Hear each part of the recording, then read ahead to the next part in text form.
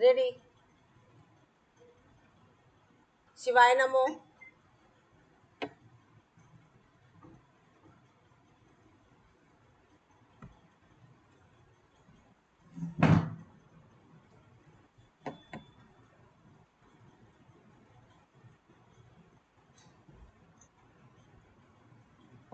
Recording अभी हुआ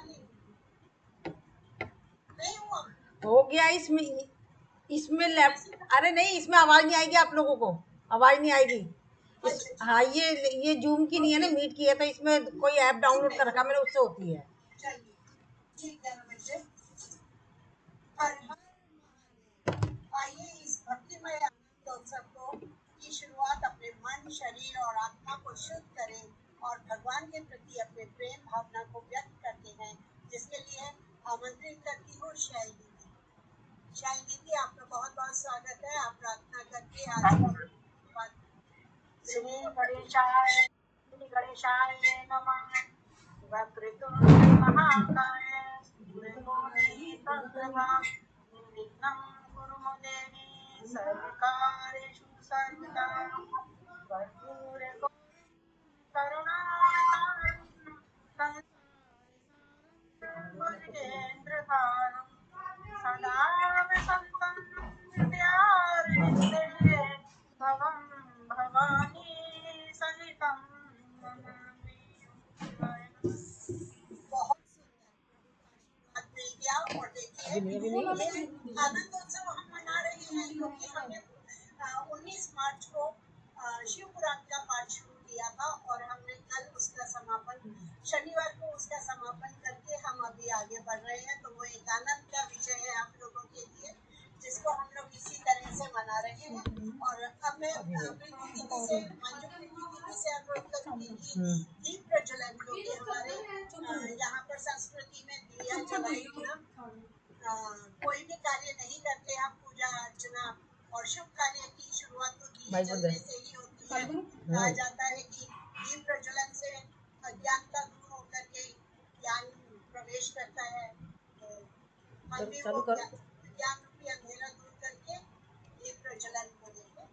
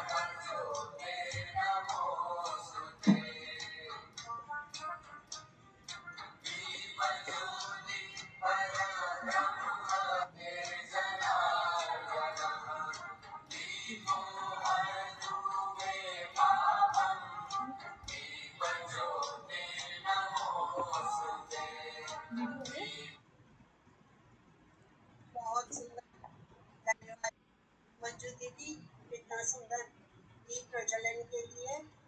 और ये दीप प्रज्वलन किया गया था प्रवीणा दीदी द्वारा। क्योंकि बिना अधूरा होता है, तो शंखनाद के लिए प्रतिभा दीदी को आमंत्रित करती हूँ। दीदी शंखनाद करके कार्यक्रम का उद्घोषण करिए।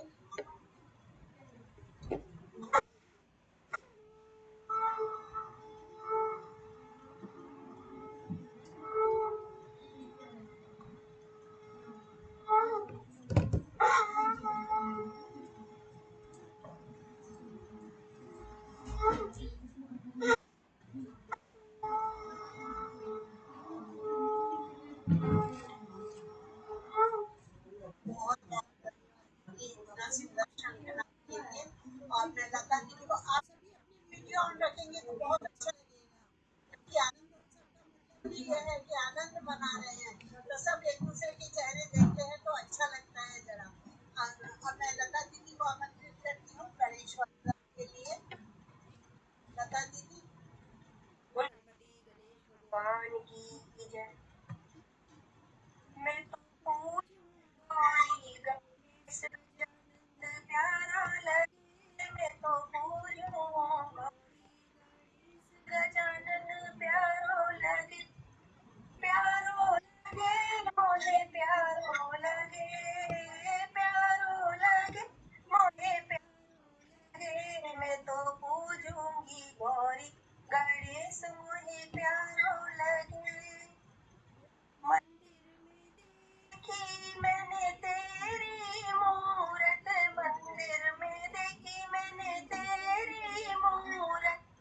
सबसे निराली सबसे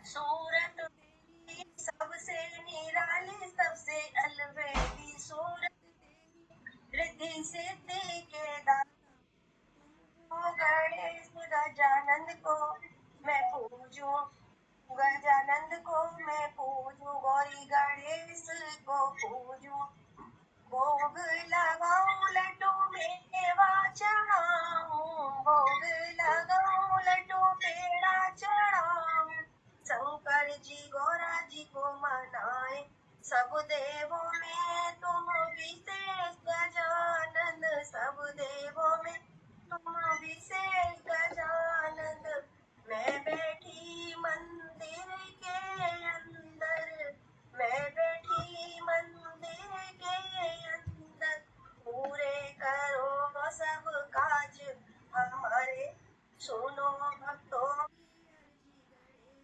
गजानन लगे मैं तो पूजूंगी गौरी गजानन लगे। गणपति गणेश भगवान की जय। चलिए बहुत अच्छी गणेश वंदना भी हो गई।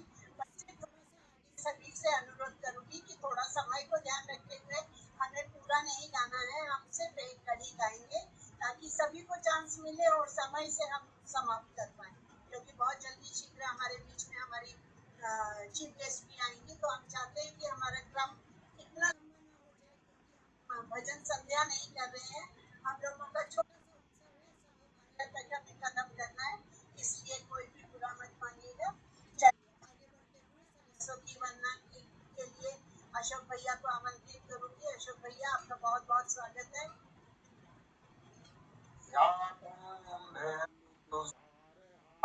धवला या मंडितकरा या श्वेत पद्मासना या ब्रह्माच्युत शंकर प्रभृति देव सदा वंदिता सा मा पातु सरस्वती भगवती निहत्या शुक्लां ब्रह्म विचार सार परमा आद्यं जगद व्यापनीं मीरापुस्तकधारिणीम् अभयदां जागन्धकारापहां हस्ते स्फटिकमालिका विदगती पद्मासने संस्थिता वन्दे ताम परमेश्वरीं भगवतीं बुद्धिप्रदां शारदां, बुद्धिप्रदां शारदां। बहुत सुंदर। चलिए हमने गणेश वंदना कर ली, हमने माता सरस्वती को भी प्रसन्न कर लिया, और अब हम आगे गुरु वंदना की तरफ बढ़ते हैं। और गुरु वंदना के लिए मैं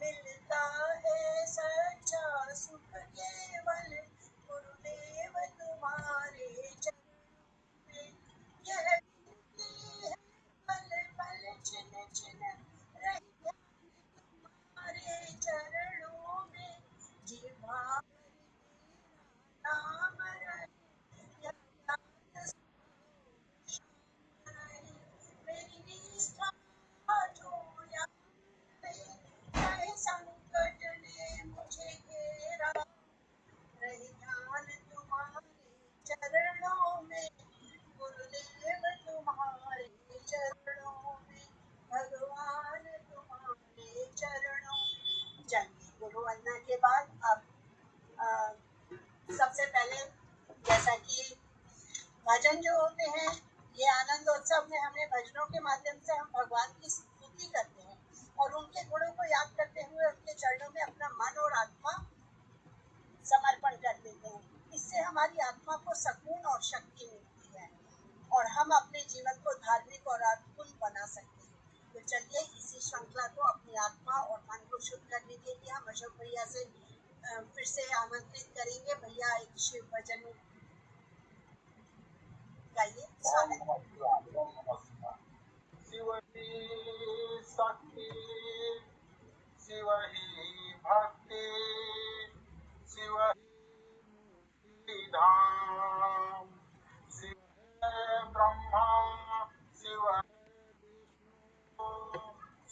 है मेरा नाम। ओम नमः शिवाय, ओम नमः शिवाय। ऐसी सुबह आए, आए न ऐसी शाम, ऐसी सुबह न आए, आए न ऐसी शाम, जिस दिन जुबा पे मेरी आए न शिव का नाम। ऐसी सुबह आए न ऐसी शाम, मन मंदिर में बास है तेरा, तेरी छवि साई, प्यासी आत्मा बन के जोगन तेरी शरण में आई। तेरे ही चरणों में पाया मैंने ये विश्राम। ऐसी सुबह न आए, आए न ऐसी शाम, जिस दिन जुबा पे मेरी आए न शिव का नाम। ऐसी सुबह न आए। ओम नमः शिवाय, ओम नमः शिवाय, ओम नमः युग बीते, अंत में काम क्रोध सब हारे, हे भोले तुम जीते। मुक्त किया तूने प्रभु मुझको, सत सत है प्रणाम। ऐसी सुबह न आए, आए न ऐसी शाम, जिस दिन जुबा पे मेरी आए न शिव का नाम। ऐसी सुबह न आए, आए न ऐसी शाम। जय शिव शंकर भगवान की जय। बहुत सुंदर भैया, बहुत ही सुंदर। अब चलिए, अब इसके बाद में हमें लता दीदी को आमंत्रित करते हैं। लता दीदी, आप दीदी रत्ना दीदी अभी आई हुई है, वो पहुंच रही है, उन्होंने उनकी क्लास ली तो वो चाहिए। ये कह रहे हैं अजय ने बुलाया दीदी का। दीदी अभी अभी कर लेंगे, अभी जरा कम से चल रहा है ना, पहले जिनके नाम आए हुए हैं अपने आप हम दे दें, है ना। चलिए, जब तक रत्ना दीदी आती है, वो थोड़ा उनकी क्लास छूटने में लेट हो गए, तो लता दीदी आपको आमंत्रित करती हूँ, आप अपना भजन लीजिए।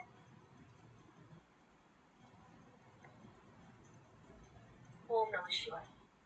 सुबह ऐसी का नाम ये शुभ काम। ओम नमः शिवाय, ओम नमः शिवाय, ओम नमः शिवाय। फिरते और को दे दे दान, खुद को राख लपेटे फिरते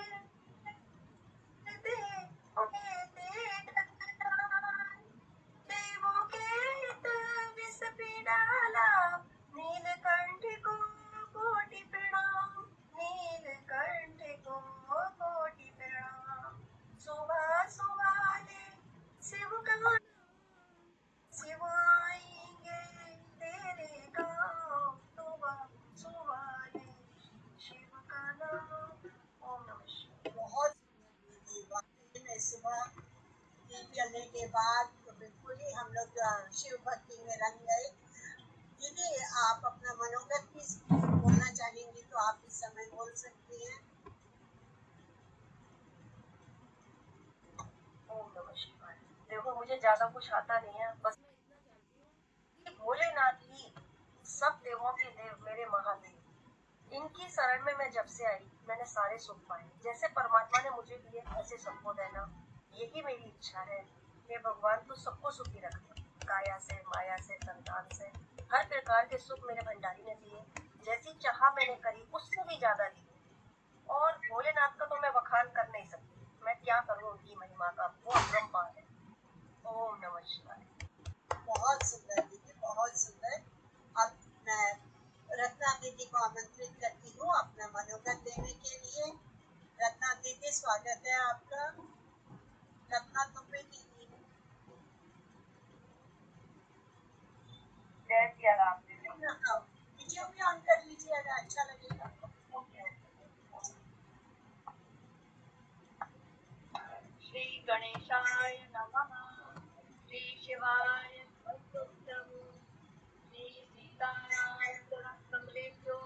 नमः।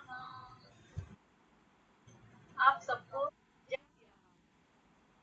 आप सब सोचेंगे कि ये शिव जी के उसमें और राम जी का क्या, वो तो एक्चुअल में तो शिव जी के जो इष्ट हैं वो राम जी ही है।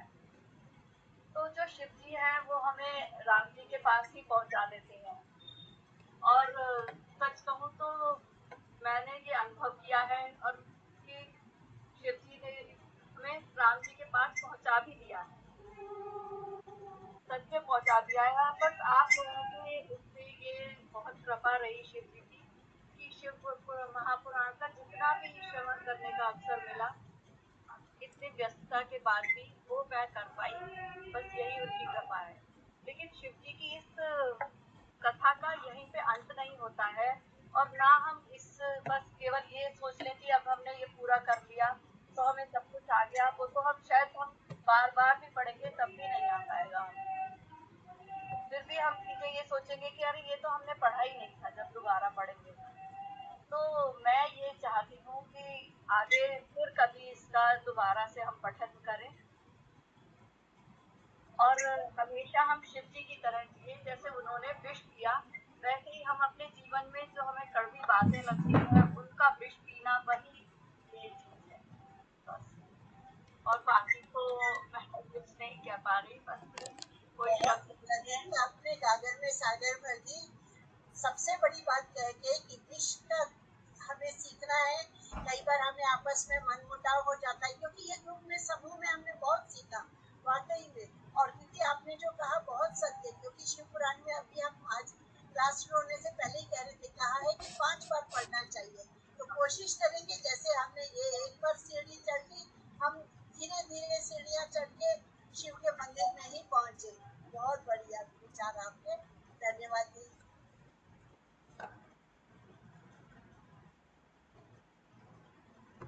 दीदी आप म्यूट हो गई हैं। हाँ, इसके बाद में मैं दीदी आप म्यूट कर दीजिए।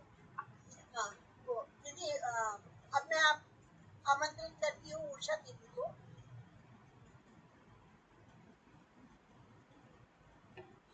वो क्या होता है, दूसरे करते हैं तो यहाँ खुद को ही कर लिया। जी दीदी, आपका बहुत बहुत स्वागत है।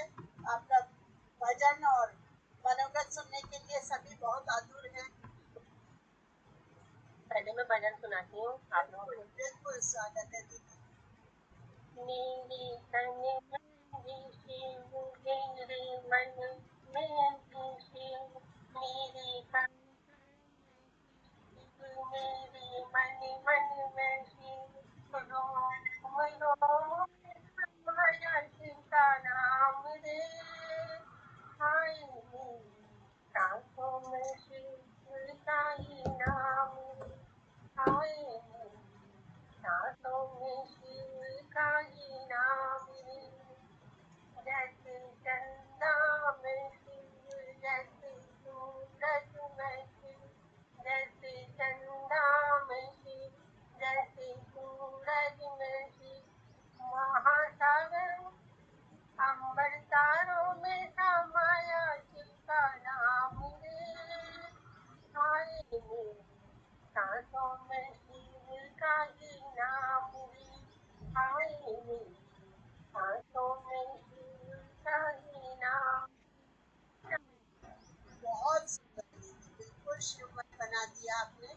अब मनोगत के लिए आपका स्वागत है दीदी, बोलिए। शिव पुराण पढ़ के जो मैंने महसूस करा, एक पहले मानसिक पूजा करते थे इसे पढ़ने से पहले, लेकिन इससे दिल से भी जुड़ गए, मानसिक और शारीरिक दोनों तरह से इसको जुड़े। और इसमें ऐसी ऐसी मतलब जानकारी मिली हमें जो हमें पहले से नहीं पता थी दुनिया में। जैसे कि नाट्य है, सबसे पहले कैलाश पर हुआ, उसके बाद में पृथ्वी पर उसका हुआ।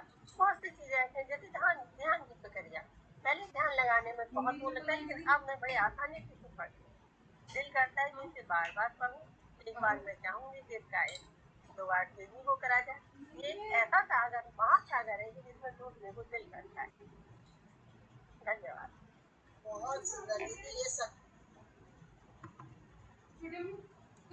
तो यही देखी थी। हाँ मैं गलती से मैं वो क्या है, मैं दूसरे 3 बजे वाले ग्रुप में दूसरों को अनम्यूट करती हूँ, म्यूट करती हूँ, तो मैं बार बार अपने को ही कर रही हूँ, सॉरी है।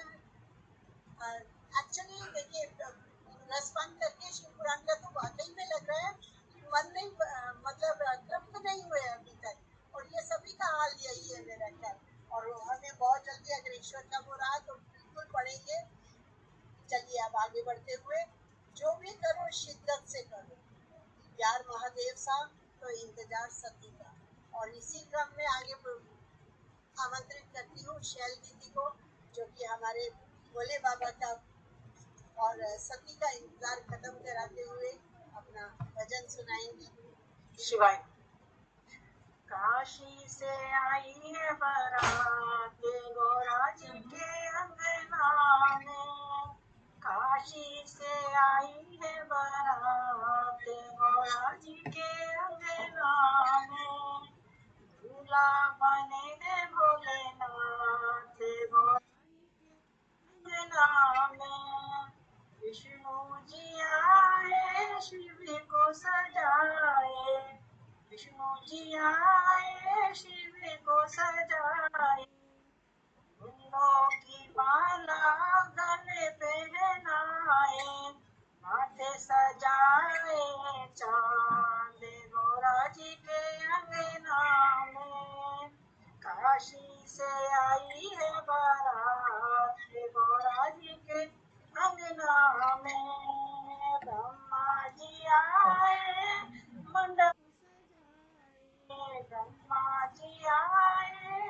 मंडप सजाए, शिव गौरा की शादी कराए, लगन लिखा रहे आज गौरा जी के अंगना में, दूल्हा बने हैं भोलेनाथ गौरा जी के अंगना में, काशी से आई है बारात गौरा जी के अंगना में।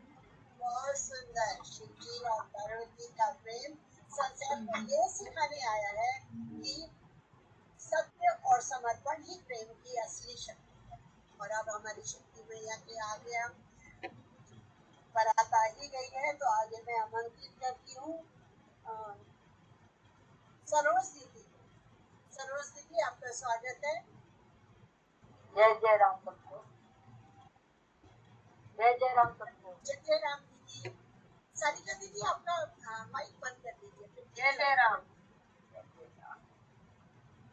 हे मेरी गोरा मेरा दुल्ला जग से न्यारा है, हे मेरी गोरा पार्वती मेरा दुल्ला जग से न्यारा है, सबके दुल्हा है मेरी गोरा घोड़े पे चढ़कर तेरा दुल्हा तेरा दुल्हा है मेरी गोरा नंदी पे चढ़ के आता है, हे मेरी गोरा पार्वती मेरा दुल्हा जग से न्यारा है, सबके दुल्हा पहन के दुल्हा है मेरी गोरा पहन के आते हैं, तेरा दुल्हा है मेरा जो तेरा दुल्हा है मेरी गोरा बागंबर पहन के आता है, मेरी गोरा पार्वती तेरा दूल्हा जग से न्यारा है, सबके दूल्हा है मेरी गोरा लड्डू मिठाई खाते हैं, लड्डू लड्डू मिठाई खाते हैं, तेरा दूल्हा है मेरी गोरा भांग धतूरा खाता है, मेरी गोरा पार्वती तेरा दूल्हा जग से न्यारा है,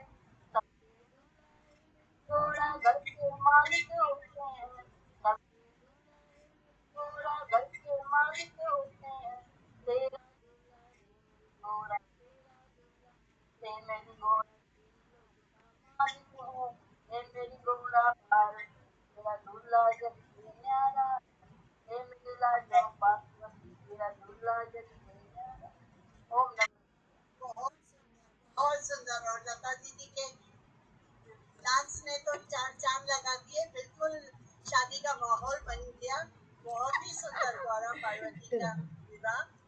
चलिए आगे बढ़ते हुए अब मैं अपना मनोबल देती हूँ। अत्यंत विषय है कि आज सफलतापूर्वक शिव पुराण का समापन कर हम आनंदोत्सव मना रहे हैं। मेरे जीवन में शिव पुराण आ गई, यह महादेव की कृपा है और उन्होंने मुझे इस योग के समझा और अपनी कृपा बरसाई। पता नहीं यह मेरे जन्म के सुकृत हैं, पूर्व जन्म के सुकृत हैं, या पूर्वजों के पुण्य हैं, या किसी जन्म में किसी साधु संत या गुरुदेव की दृष्टि मुझ पर पड़ गई और मेरा भाग्योदय हो गया। मैं शिव पुराण को पहली बार पढ़ पाई। शैल दीदी एक प्रेरणा स्वरूप मिली, जिन्होंने ढाढ़स बढ़ाया कि मैं पढ़ पाऊँ। जो कार्य मेरे पिताजी नहीं कर पाए थे, वो दीदी ने कर दिखाया। तो बहुत बहुत धन्यवाद शैल दीदी आपका, मुझे ढाढ़स बढ़ाने के लिए, धैर्य रखने के लिए, प्रैक्टिस की। दीदी प्रतिभा दीदी और दीपाली दीदी ने मुझे कठिन परिस्थितियों में धैर्य रखने की प्रैक्टिस कराई। उसके लिए, क्योंकि कठिन परिस्थितियां ही परीक्षा लेती हैं और यदि हम आगे बढ़ते हैं तो सफलता पाते हैं और सक्सेसफुल हो जाते हैं। शकुंतला दीदी, उषा दीदी, लता दीदी, सरोज दीदी, किस किस का नाम लूं, सब बहुत ही प्यार से हमेशा हिम्मत बढ़ाते रहे।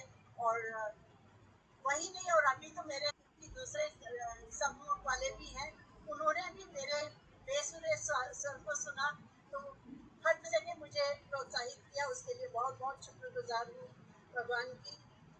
अनीता दीदी की कार्यकुशलता मुझे सजग, और उनके भजन मुझे मंत्रमुग्ध करते रहे। अशोक भैया पुनः मिले और मेरी भजन सीखने की इच्छा को एक नया मंच दिया। भैया अपने ग्रुप में मेरा बेसुरा स्वर बर्दाश्त करने के लिए आपकी भी बहुत बहुत आभारी हूँ। अंत में यही संकल्प करती हूँ कि भोले बाबा ने जब मुझे चुन ही लिया है तो पूरी निष्ठा से ये क्लास और जो भी भजन की क्लास ज्वाइन करूँ, अपना सर्वश्रेष्ठ देकर ज्ञान अर्जित करूँ, क्योंकि यह अवसर बार बार नहीं मिलता। और सबसे बड़ी बात कि ये तो भोलेनाथ का प्रसाद था जो मुझे मिल गया। तो जब उन्होंने एक बार मेरा हाथ पकड़ लिया है तो मैं नहीं चाहूंगी कि मैं वो छोड़ दूँ। और आज कमल भैया ने जो ग्रुप में डाला था, कर्म और कर्तव्य के मध्य मनोबल की प्राण प्रतिष्ठा ही शिव है। तो मुझे लगता है कि वाकई में आज जो हम जहाँ पहुँचे हैं, वो अगर हम वो 40 मिनट का हम जो भी क्लास अटेंड करते हैं और सिंसियरली करते हैं, तो वो हम भगवान ने दिया हुआ, अगर उन्होंने हाथ पकड़ के चुन लिया है तो हम पढ़ लेंगे। और वाकई पहली बार पढ़ के बहुत आनंद आया और लग रहा है 5 बार मैं भी शिव पुराण। किसी के साथ ज्यादा समय न लेते हुए अपने वाणी को विराम देती हूँ। आगे बढ़ते हुए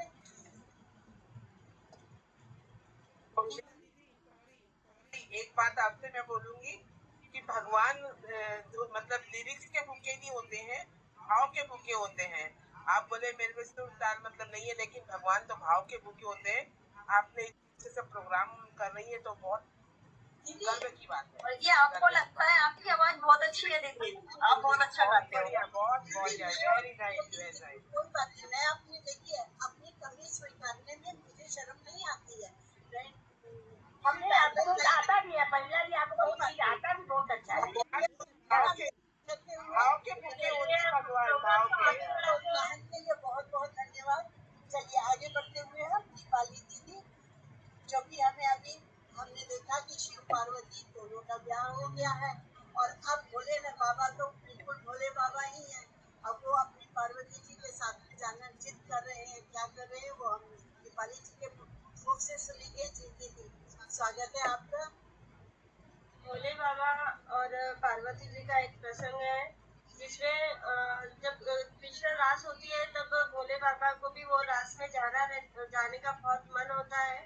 तब वो क्या करते हैं, तो वो पार्वती जी से कहते हैं, एक दिन वो भोले भंडारी बन कर के ब्रजनारी गोकुल में आ गए हैं, गोकुल में आ गए हैं।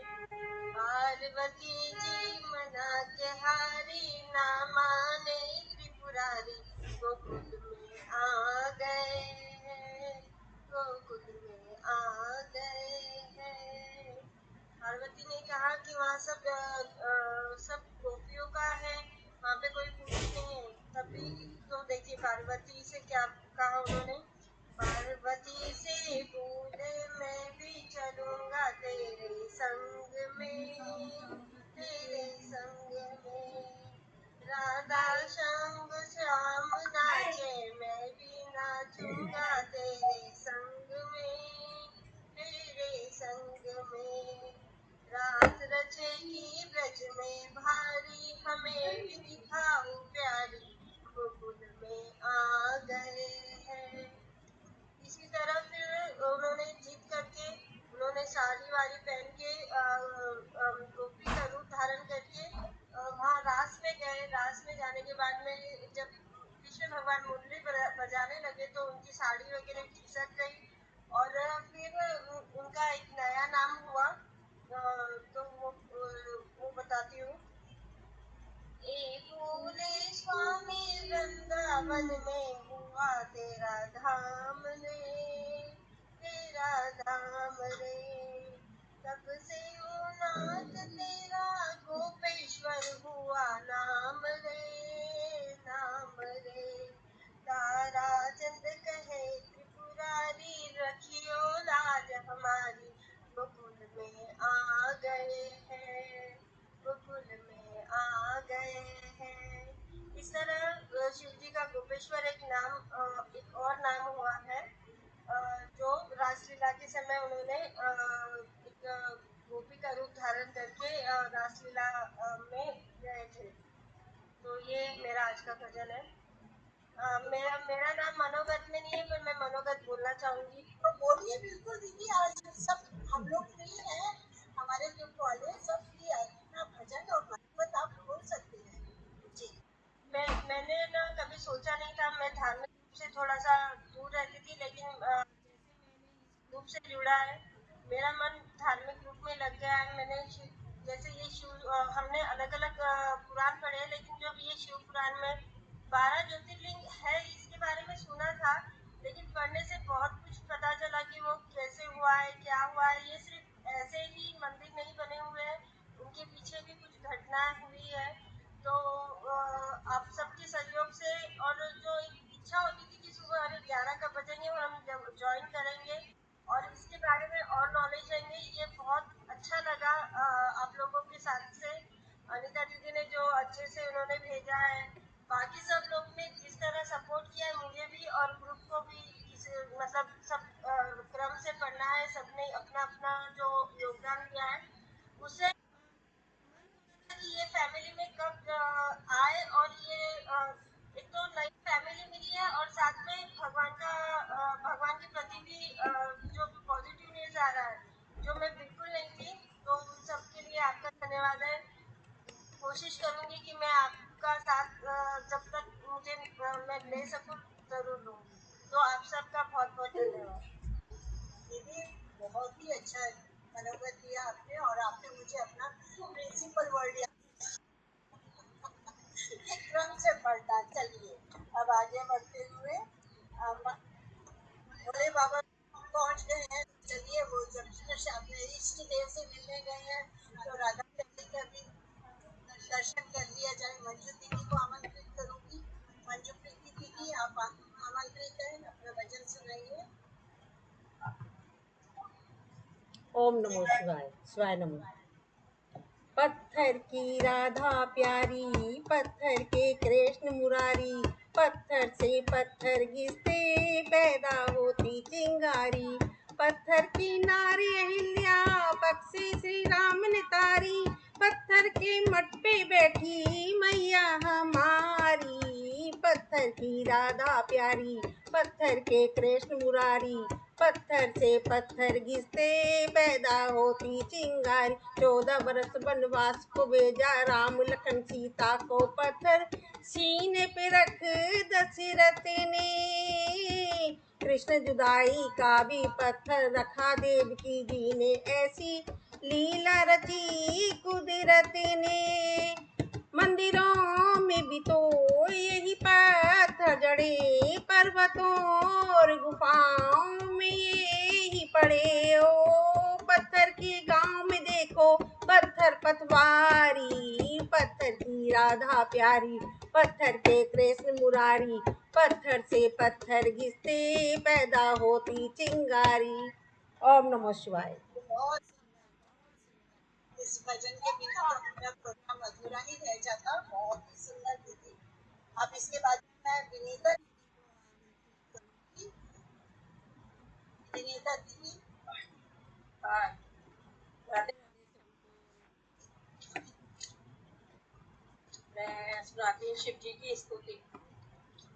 नमामि शमीशानं निर्वाणे रूपं विभुं व्यापकं ब्रह्मवेदस्वरूपं निजं निर्गुणं निर्विकल्पं निरीहं चिदाकाशं काशवासं भजेयं निराकारं कार्यमूलं तुरीयं गिरागारगोतीतमीशं गिरीशं करालं महाकालकालं कृपालं गुणागार संसारपारं नतोऽहं तुषाराद्रिशं काशं मनोभूतकोटि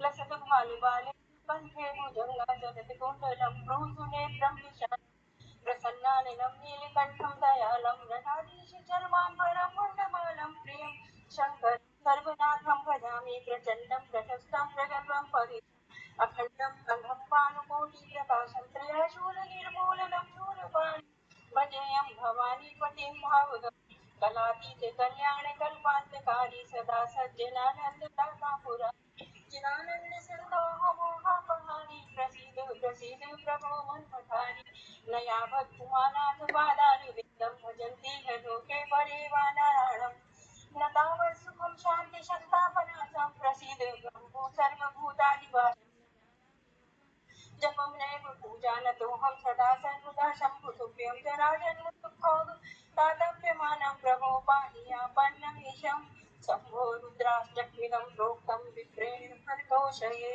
ये पठन्ति नरामत्या तेषां शम्भो प्रसीदति। हर हर महादेव। हर हर महादेव। बहुत ही सुंदर। देखिए ये एक सुरक्षा कवच होता है। रुद्राष्टक जो है मंत्र वो स्तुति जो है ये एक स्रोत है जो कि ध्यान स्रोत कहलाता है और ये शिव के एक रुद्र का आह्वान और ये आत्मा को शुद्ध और मन को एक मजबूती देता है। तो इसका पढ़ना बहुत ही लाभदायक है। बहुत ही अच्छा सुंदर सुनाया दीदी ने। और चलिए इसी क्रम में आगे गीत रेडी पे चढ़ते हुए प्रतिभा दीदी को आमंत्रित करती हूँ। दीदी ने शिव तांडव सुना रही है। शिव तांडव नहीं है मेरा, वो है शिव तांडव बेटी का था, वही है। हम वो 12 ज्योतिर्लिंग का भजन। नमः शिवाय। ओम मंगलमय ओंकार मेरे भोलेनाथ का श्रृंगार काल मंगल। ओम मंगल सराष्ट्र में नाथ।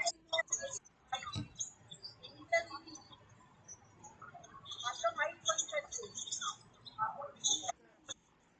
किस टाइम भी हो गया, दोबारा से सुनाओ आप। विनीता दीदी आपका माइक बंद कीजिए। जी धन्यवाद। ओम मंगलम ओंकार मेरे भोलेनाथ का श्रृंगार मंगलम महाकाल मंगलम। आप हो अखंड मंडलाकार मंगलम विश्वधार मंगलम। स्वराष्ट्र श्री सोमनाथ मंगलम। वंदन हो श्री सम्राट मंगलम महानाथ मंगलम। ओम नमो नागेश्वराय मंगलम। कलमेश्वराय मंगलम। ओंकार मंगलम। श्री मल्लिकार्जुन महाराज मंगलम। सब न करे जो शुभ काज मंगलम योगी राज मंगलम। ओम महाकालेश्वर नाथ हरे हरे महादेव उमानाथ मंगलम। नमो महाबलेश्वराय नाथ मंगलम। परम पुनीत प्राणनाथ मंगलम भूतनाथ मंगलम। मंगल करे नाथ वैद्यनाथ मंगलम। शिव लहरी संत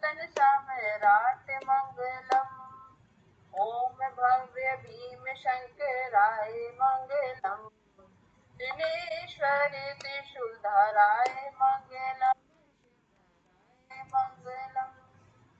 ओम नमो रामेश्वराय मंगलम, दया सिंधु भैदरेश्वराय मंगलम। ओम काशी विश्वेश्वराय मंगलम, नमो नाथ विष्णुराय मंगलम, वरदाय मंगलम। ओम महात ओम नमो कृष्णाय गौरीनाथ गौतमेश्वर, हरे हरे महादेव श्री केदार त्रिपुर हस्ते लोकी आधार मंगलम, गुणागार मंगलम। ओम उष्मेश्वर देवादि देव मंगल, भक्तों मंगलम। ज्योतिर्लिंग धाम मंगलम, शिव लहरी सदा शिव नाथ मंगलम। जय महाकाल शिव मंगलम, सोमवार हरे हरे महादेव नमः शिवाय मंगलम, शिवाय मंगलम। शिव माँ गौरी जी का साथ मंगलम, ओम मंगलम ओंकार मंगलम। नमः शिवाय। हर हर महादेव, बहुत ही सुंदर। चलिए हर हर महादेव। चलिए अब आगे बढ़ते हुए शकुंतला दीदी आपको आमंत्रित करती हूँ। शकुंतला त्रिपाठी दीदी, शकुंतला दीदी आप हैं क्या?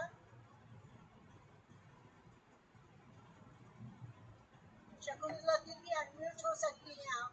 सुमन दीदी, नहीं है। सुमन दीदी आप भजन गाना चाहेंगी?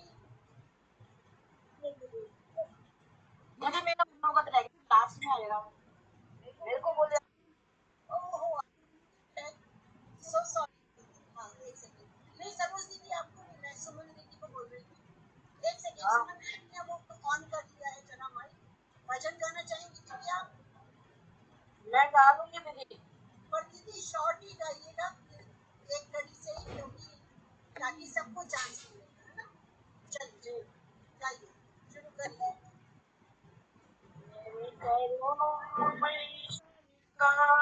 मिला दो एक बार, कृपा करो भाने दुलारी, शिरा दे बरसाने वाली। ओ दया करो भाने दुलारी, शिरा दे बरसाने वाली। तीन लोक का ठाकुर प्यारा, तेरे लिए ब्रज धाम पधारा। तुम कृष्ण लीला की शान, तुम कृष्ण लीला की शान, मिला दो ठाकुर से एक बार, कृपा करो भाने दुलारी, शिरा दे बरसाने वाली। मेरे सोए भाग्य जगा दो, मेरे सोए भाग्य जगा दो। ओ श्यामा मोहे श्याम से मिला दो, ओ श्यामा मोहे श्याम से मिला दो। तेरे बस में, ओ तेरे बस में नंद कुमार, तेरे बस में नंद कुमार, मिला दो ठाकुर से एक बार, कृपा करो भाने दुलारी, शिरा दे बरसाने वाली। करो भाने दुलारी, शिरा दे बरसाने वाली। राधे राधे। बहुत सुंदर दीदी, बहुत सुंदर। चलिए शैल दीदी आपको आमंत्रित करती हूँ। सरिता दीदी माइक ऑन मत करिए अभी जरा, डिस्टर्बेंस होगा। मुझे भी गाना है। हाँ दीदी एक सेकंड, पहले जो ड्रम चल रहे हैं ना, हमारा थोड़ा वो वाला हो जाए, फिर हम सबको ही चांस दे देंगे, हमें हाँ, एक मिनट वो शिवाय नमः। एक मिनट वो हमारे बीच में हमारी गेस्ट आ चुकी हैं, ठीक है। आप अपना कंटिन्यू करो, उसके बाद बंद कर लेगा जरा से। सुमन दीदी, सुमन मिश्रा दीदी, माइक बंद करिए अपना, माइक बंद करिए, म्यूट करिए, आप शोर हो रहा है। शैली दीदी, आपका असल में भोले बाबा की शादी की मैं ऐसी हो गई कि मैं आपको मनोरंजन बोलना नहीं आता। चलिए, शिवाय नमः। मैं उस समय का वर्णन है, ये शिव ज्योतिर्लिंग के 12वां ज्योतिर्लिंग जो है कुसुमेश्वर, उसकी कथा है। वो किस तरह से स्थापित हुआ। वो दक्षिण में ये देवगिरी पर्वत है। उसमें सुधा ब्राह्मण अपनी पत्नी सुदेहा के साथ रहते थे। वो बहुत शिव भक्त थे। मुझे कोई संतान नहीं थी, तो सुदेहा ने, इसकी कहानी है ये, सुदेहा ने जो है बहन कुसुमा से विवाह करा दिया। अब कुसुमा जो थी वो बहुत शिव भक्त थी। वो 101 पार्थिव की पूजा करती थी और तालाब में विसर्जित करती थी। लेकिन सुनेहा को उसे जलन होने लगी और जलन, तो उसने अपने पुत्र का विवाह किया। अच्छा, उसको पुत्र का विवाह हो गया तो उसे और ज्यादा जलन होने लगी उसकी बहन को। तो उसने उसके पुत्र को छुरे से टुकड़े काट कर तालाब में डाल दिए, जहाँ कुसुमा का पार्थिव शरीर शिवलिंग, जहाँ पे वो विसर्जित करती थी शिवलिंग बना के। बहुत सुबह को उठकर देखा कि उसके टुकड़े टुकड़े हुए पड़े हैं। तो उसने अपनी सास कुसुमा को बताया जाके। तो लेकिन जो कुसुमा थी वो विचलित नहीं हुई। तो उसने जाके फिर वहां पे जाके अपनी शिवलिंग की, मतलब शिवलिंग बनाए, 101 वो पार्थिव शिवलिंग की पूजा करती थी, उसको बनाए और तालाब में सिलाने चली गई। वहां जाके देखा उसने, उसका पुत्र तालाब के किनारे खड़ा था। फिर भगवान ने प्रकट होकर उससे वर मांगने को कहा उसकी बहन से। तो कुसुमा ने प्रणाम करके कहा कि मेरी बड़ी बहन है, इसको किसी तरह माफ कर दो। भगवान प्रसन्न हुए और कुसुमा से वर मांगने को कहा, प्रभु यदि आप प्रसन्न हैं, लोगों की रक्षा करने के लिए आप यहीं पर निवास करें और मेरे नाम से आपकी ख्याति। जब भगवान शिव ने कहा तो तथास्तु, तुम्हारे ही नाम से यहाँ पे शिवलिंग की स्थापना होगी। जिससे कुसुमेश्वर शिवलिंग कहलाया। जितना मेरे को थोड़ा पता है वो मैं आपको बहुत सुंदर दीदी, बता दिया। नहीं थोड़ा है लेकिन तो कुसुमेश्वर शिवलिंग की स्थापना किस तरह से हुई थी, कैसे वो नाम पड़ा, तो उसकी एक कथा है। ये महाराष्ट्र में औरंगाबाद में है शिवलिंग। हाँ, कुसुमा और सुदेहा दोनों बहनों की कथा है। बहुत सुंदर, इतना सुंदर ज्ञान बताने के लिए आपसे ही एक्सपेक्ट कर सकते थे, क्योंकि शिव पुराण की मेरी इंस्पिरेशन आप ही रही। धन्यवाद दीदी, बहुत सुंदर मनोरम। चलिए अब शकुंतला दीदी, अब आप अनम्यूट हो पा रही है क्या? आप किस नाम से हो? शोभा दीदी आप सुन रही हूँ। अच्छा बोलिए आप दीदी। अच्छा, कमरेंद्र पाल जी। आप उनको ले लो भाई। अच्छा अच्छा, नहीं हो गए, दे दो आंटी, आप ऐसे मत करा करो। आप चलिए फिर बोलिए अभी हम बहन। बोलते हैं, आप आगे हो, ठीक नहीं है। तो दीदी आपको ठीक है। तो मैं पहले भी आवाज लगाई थी, इससे पहले भी। बोलिए आंटी, प्लीज बोलिए।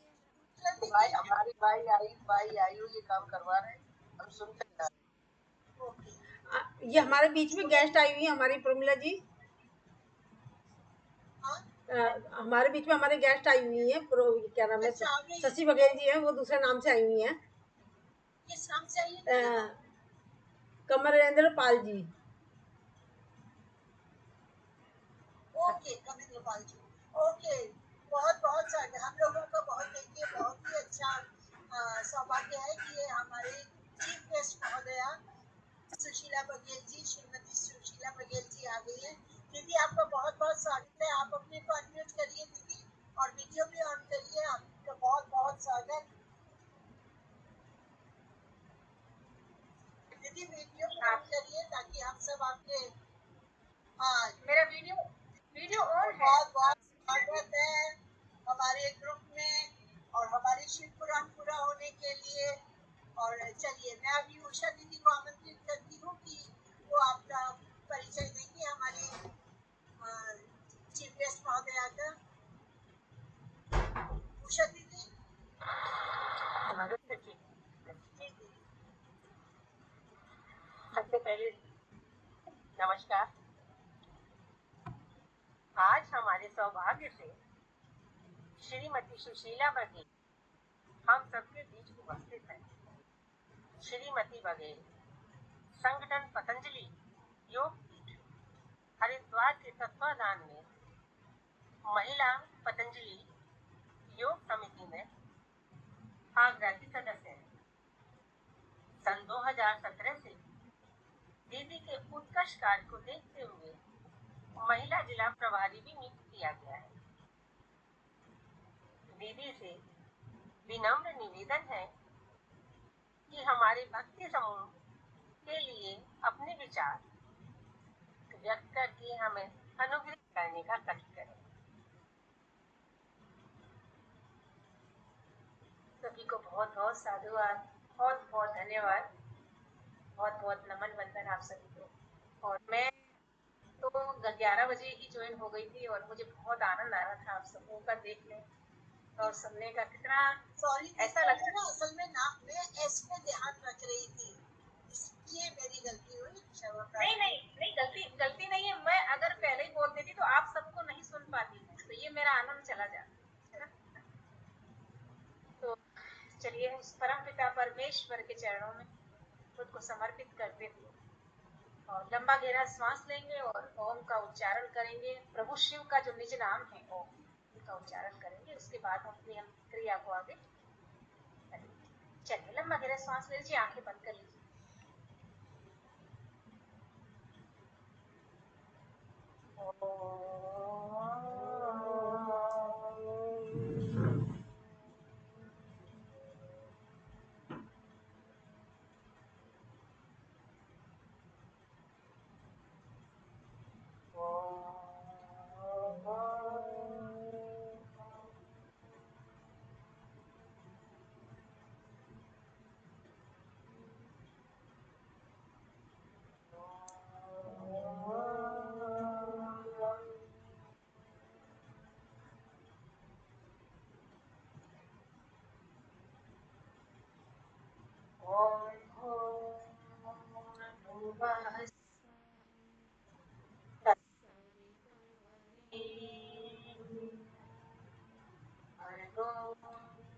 देवस्य धीमहि धियो यो नः प्रचोदयात्।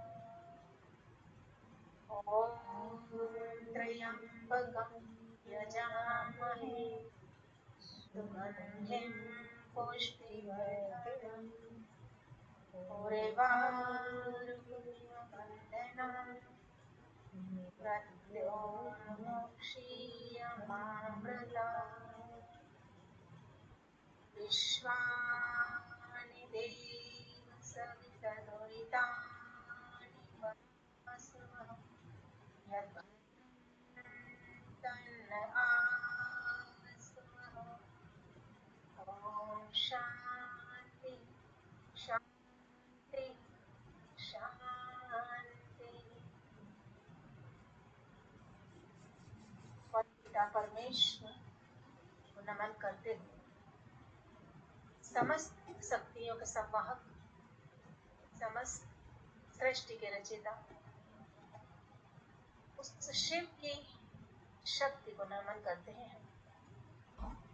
परम श्रद्धेय स्वामी जी महाराज, परम श्रद्धेय आचार्य, परम पूज्य दीदी माँ को कोटि कोटि नमन करता है। और मंच पर उपस्थित सभी योगिनी बहने, सभी योगी भाई, आप सभी महान आत्माओं का मेरी तरफ से हृदय से साधुवाद। आप सभी को हम बहुत बहुत नमन वंदन करते हैं। आप सभी का धन्यवाद करते हैं कि आज हम और आप इस मंच के समक्ष उपस्थित हैं और परस्पर मिलने का जो हमें आज अवसर मिला है, इसके लिए हम पुनः आपको धन्यवाद करते हैं। आदरणीय प्रमीला जी, आदरणीय मंजू दीदी जी, मैं इनको नाम से जानती हूँ, बाकी आप सभी को मैं देख रही हूँ बहुत देर से। आप सभी कितने उत्साहित हैं और कितने खुश हैं इस मंच पर आकर। बहुत अच्छा लगा आज, मन खुश हो गया बहुत देर से देख रही थी। तो मेरा पहले तो मैं अपना थोड़ा सा परिचय दे दूँ कि मैं 2017 से महिला पतंजलि योग समिति की निःशुल्क सेवा में हम लगे हुए हैं। परम पूज्य श्रद्धेय स्वामी जी महाराज के सानिध्य में उन्हीं के निर्देश अनुसार हम आज सेवा दे पा रहे हैं और सेवा कर रहे हैं, जितना प्रभु करवाते उतना कर लेते हैं। तो जिला अध्यक्ष के प्रभार पर सेवा मुझे दी हुई है स्वामी जी ने, इसका निर्वहन करते हुए अपना जीवन व्यतीत हो रहा है, जैसे भी हो रहा है, जैसे उसकी इच्छा है वैसे हो रहा है। तो शिव पुराण एक ऐसी कथा है, एक ऐसा सार है, एक ऐसी कहना चाहिए एक भावना, एक ऐसा व्यक्तित्व है, ऐसी दिव्य आत्मा है, एक ऐसी दिव्य शक्ति है जिसका वर्णन नहीं हो सकता। हम अपने जुबान से तो कर ही नहीं सकते, क्योंकि हमने सत्य को जाना नहीं, शिव को जाना नहीं, तो हम उसका वर्णन कैसे कर सकते? हम उसको जानते ही नहीं, और उसको इसलिए नहीं जानते कि हम स्वयं को नहीं जानते। जब तक व्यक्ति स्वयं को नहीं जानेगा तब तक शिव को नहीं जानेगा, जब तक व्यक्ति सत्य को नहीं जानेगा तब तक शिव को नहीं जानेगा। तो पहले सत्य को जानना है, और सत्य को जानने के लिए स्वयं को जानना है, और स्वयं को शिव को जानने के लिए सत्य और स्वयं को दोनों को जानना है। फिर हम सत्य को बहुत नैनो टेक्नोलॉजी, एक राय के बीज के बराबर भी नहीं जान सकते। प्रभु को कौन जान सकता है? आप जान सकते हैं, हम जान सकते हैं, हमारी औकात है नहीं। लेकिन इतना जरूर है कि जब हम प्रभु के सानिध्य में होते हैं तो मन बड़ा शांत रहता है। जीवन का जो पथ है, जो दिशा है हमारे जीवन की, वो उतल पुतल नहीं होती है, इधर उधर डगमगाती नहीं है। सही राह चलते हुए हम जीवन को व्यतीत कर सकते हैं, जीवन को आनंदमय उत्सव के साथ में, खुशी के साथ में। इतना ही समझ लो आप, बाकी तो हम सिर्फ को समझ ही नहीं सकते। तो जैसा आप सभी अभी भजन का उत्सव कर रहे थे, भजन का आनंद ले रहे थे, उस तरीके से मैं भी थोड़ा सा भजन तो बनाना चाहूंगी। परम पूज्य सत्य स्वामी जी परम पूज्य सत्य स्वामी जी महाराज को समर्पित है ये मेरा भजन, क्योंकि गोविंद को मिलने के लिए, गोविंद को पाने के लिए गुरु की आवश्यकता होती है। हम सभी गुरु के शरण में हैं आजकल, और बिना गुरु के तो हम गोविंद को पा नहीं सकते, हम शिव को नहीं पा सकते, हम राम को नहीं, किसी भी शक्ति को हम बिना गुरु के नहीं पा सकते, क्योंकि गुरु तो हमें राह दिखाता है। हम कैसे जाएंगे पथ पर? हमारा पथ क्या होगा? बिना गुरु के नहीं जा सकते। हम गुरु को आज गुरु को समर्पित करते हुए एक भजन मेरा है, कृपया हम सभी को सुनाएं। गुरु वचनों को रखना संभाल के, एक एक वचन में गहरा राज है। जिसने जानी है महिमा गुरु की, उसका डूबा कभी ना जहाज है। जिसने जानी है महिमा गुरु की, उसका डूबा कभी ना जहाज है। दीप जले और अंधेरा मिटे ना, ऐसा कभी नहीं हो सकता।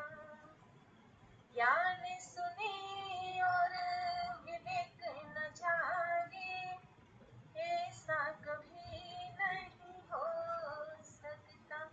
जिसकी रोशनी से रोशन जहान है, वो फरिश्ता भी कितना महान है। जिसने जानी है महिमा गुरु की, उसका डूबा कभी ना जहाज है।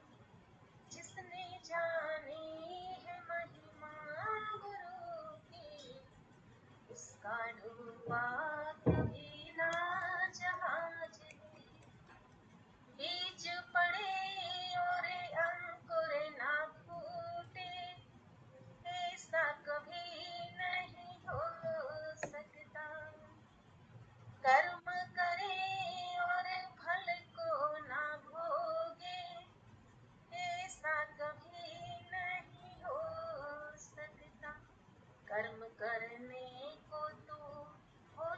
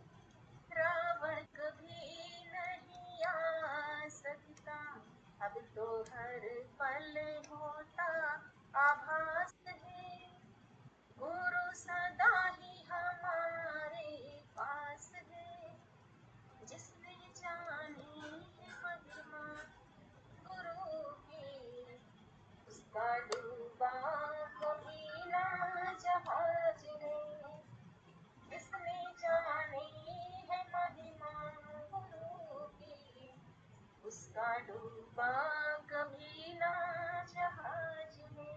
एक मिनट, हेलो।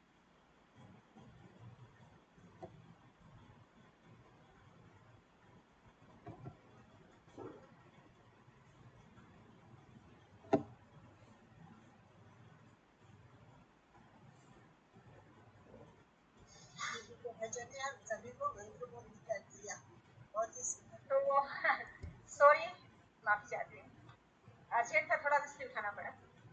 तो देखिए, गोविंद को पाने के लिए, शिव को पाने के लिए गुरु की महिमा बहुत आवश्यक है, गुरु की तरफ जाना बहुत आवश्यक है, गुरु को जानना। तो जैसा कि आप सभी शिव के बारे में अलग अलग आपने वक्तव्य दिया, इतना भजन, इतना सुंदर जो आज ये जो क्या कहूँ मंच जो आज हुआ ना, बड़ा सुंदर लग रहा है।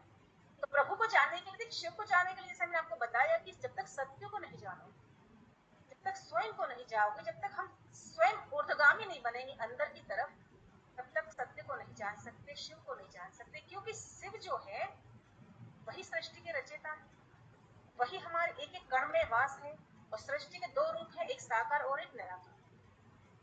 साकार तो वो रूप है जो हम प्रतिमा में देखते हैं, जो जिस प्रभु ने अलग अलग चीजों को अपने ऊपर, दिव्य आस्थाओं को, दिव्य शक्तियों को धारण कर रखा हुआ, सिर पर चंद्रमा को धारण कर रखा हुआ, हाथ में त्रिशूल है, गले में सर्प है, मुंडों की माला है, हाथ में कमंडल है, और अपनी छाल मात्रा पे बैठे हुए हैं भगवान शिव, और पूरे शरीर पर जो उन्होंने भस्म रमाई हुई है, अलग अलग चीजों को धारण किए हुए प्रभु, तो उसका कुछ ना कुछ सार जरूर है। ऐसे ही उन्होंने फैशन में नहीं अपने आप को धारण कर रखा। तो ये तो साकार रूप हुआ प्रभु का। और निराकार रूप क्या है प्रभु का? निराकार रूप प्रभु का है कि एक एक कण में, एक एक पत्ते में, नदी में, नवारे में, सूर्य में, चंद्र में, हमारे एक एक मनुष्य के हृदय में, पत्थर में, एक एक रज में, कण में, सब में समाहित है, लेकिन वो दिखता नहीं। तो वो निराकार ब्रह्म है हमारा। और साकार ब्रह्म की प्रतिमा हम आप सभी मंदिर में देखते हैं, शिवलिंग के रूप में देखते हैं, प्रतिमा के रूप में देखते हैं, एक एक चीज के धारण करने के रूप में देखते हैं, और हम स्वयं में देखते हैं, और हम आप में भी देखते हैं, आप मुझ में भी देखते हैं। वही तो शिव है, वो साकार रूप है शिव का। तो प्रभु ने बहुत सारी चीजों को धारण कर रखा, चंद्रमा को धारण कर रखा हुआ, चंद्रमा यानी शीतलता। तो हमें अपने मन को हमेशा शीतल बनाए रखना चाहिए, कभी भी क्रोध नहीं करना चाहिए, काम नहीं करना चाहिए, राग द्वेष नहीं करना चाहिए। शीतलता के साथ, प्यार के साथ, प्रेम के साथ जो जीवन व्यतीत करता है, वही सत्य को जान पाता है, वही शिव को जान पाता है। तो ये चंद्रमा का आशय हुआ। प्रभु ने मुंडों की माला पहन रखी हुई है, और गंगा जी को अपने जटाओं में धारण कर रखा हुआ है, जो हमेशा प्रवाहित होती रहती है, माँ गंगा। तो ऐसे उन्होंने धारण नहीं कर रखा। जब प्रभु ने जहर को पिया था, जहर का मतलब क्या है? आजकल तो जहर का मतलब उल्टा ही हो गया है। व्यक्ति जहर का मतलब क्या है, मदिरा को जानता है, भांग को समझता है। ये थोड़ी है। भगवान ने जब भांग को पिया, भांग का मतलब क्या है? जहर। जब अमृत और जहर दोनों चीजें जब मंथन हुआ था समुद्र का, तो उसमें निकले हुए थे अमृत और जहर। तो जब वहां निर्णय हुआ कि अमृत कौन लेगा, जहर कौन लेगा, तो देवता ने अमृत ले लिया, लेकिन जहर पीने को कोई तैयार नहीं था। और जहर अगर जमीन पे चला जाता तो पूरा जो हमारी सृष्टि पूरी नष्ट हो जाती। अब जहर पीने को तैयार नहीं। तो शिव भोले जो है वही जहर को पी सकते, किसी की औकात है। तो प्रभु ने जहर को पी लिया, तो नीलकंठ बन गई। मुंडों की माला यानी कि वो जितने भी राग देव, जितने भी राक्षस है, उनका संहार करने के बाद में शिव ही कर सकते हैं। उनका संहार करने के बाद में उन्होंने मुंडों की माला पहनी, अपने उसमें सर्प को धारण किया हुआ, हाथ में कमंडल है। कमंडल का मतलब ये है एक संन्यास। उन्होंने कमंडल गृहस्थ होते हुए भी हमेशा वो सन्यासी रहे। उनको कभी कुछ चाहिए नहीं। प्रभु को क्या चाहिए? सन्यास का, कमंडल का मतलब है सन्यास को वो परिपूर्ण कर रहे हैं। एक सन्यासी का जो जीवन होता है, वैसे उन्होंने जीवन जिया। हिमालय पर जाकर के उन्होंने समाधि लगा ली। उसके बाद में पूरे भस्म रंगा लगाते हुए अपने शरीर पे, कभी कपड़े जो है वस्त्र को धारण नहीं किया, एक सन्यासी तो कर सकता है। तो उनकी समस्त जो चीजें उन्होंने धारण कर रहे थे, उनको समझने के लिए हमें सत्य को जानना होगा, और सत्य को जानने के लिए हमें स्वयं ऊर्ध्वगामी बनना होगा। अंदर की साइड में हमें स्वयं को जानना होगा। अच्छा, जो पूरी सृष्टि है ना, ये जो सृष्टि है, ये जो सृष्टि के अपने जो बाहर आप दिख रहे हो, नदी नवारे पेड़ पौधे जितना भी सब कुछ है, चंद्रमा जो भी सूर्य है, जितने भी देवी देवता हैं, वो सारी शक्तियां हमारे अंदर है। मंजू जी आवाज नहीं आ रही। आवाज नहीं आ रही? आ रही है दीदी, बिल्कुल क्लियर आ रही है। आ रही है, आवाज आ रही है, आ रही है। बिल्कुल क्लियर है। तो जो भी जी, जो भी सृष्टि में आप देख रहे हो ना, जो भी जितनी भी चीजें देख रहे हो, वो सब कुछ हमारे अंदर भी है। हमें स्वयं को जानना होगा।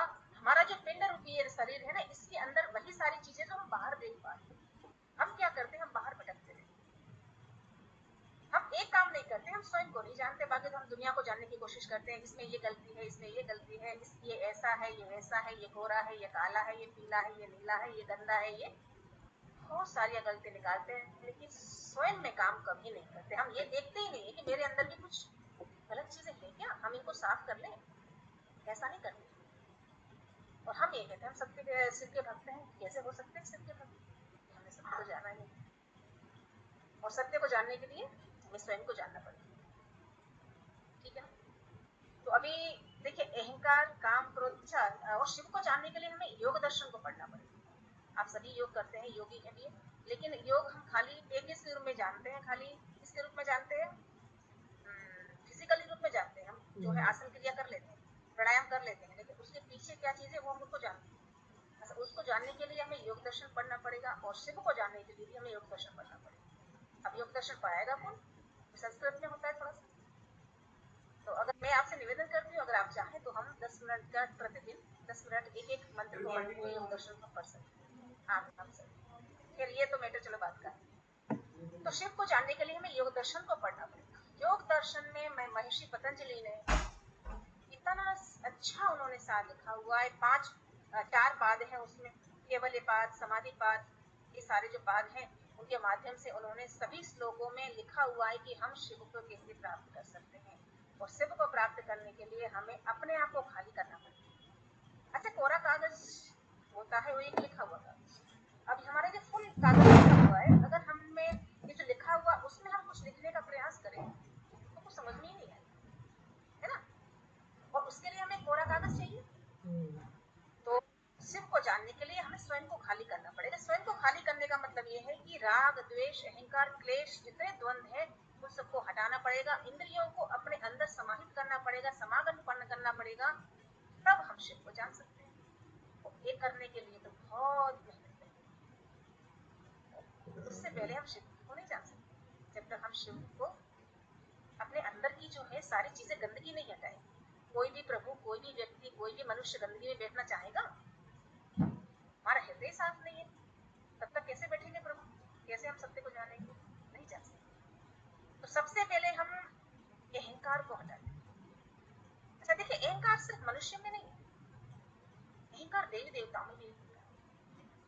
पिछला जो हमने अभी शिव पुराण आपने पढ़ा, और मैं जहां तक समझती हूँ तो इस सृष्टि की जो रचना हुई प्रभु शिव ने माँ भगवती के सहयोग से, जब माँ भगवती और शिव दोनों एक बार बैठे हुए थे, वो दोनों आपस में चर्चा कर रहे थे कि हमें सृष्टि की रचना कैसे करनी चाहिए। तो माँ भगवती के सहयोग से और प्रभु शिव ने अपने नाभि से ब्रह्मा जी और विष्णु जी की दोनों की शक्ति को, पहले तो उन दोनों की ये प्रतिमा तो बाद में आई, हम लोगों ने अपने एक कल्पना की है इन दोनों की प्रतिमा।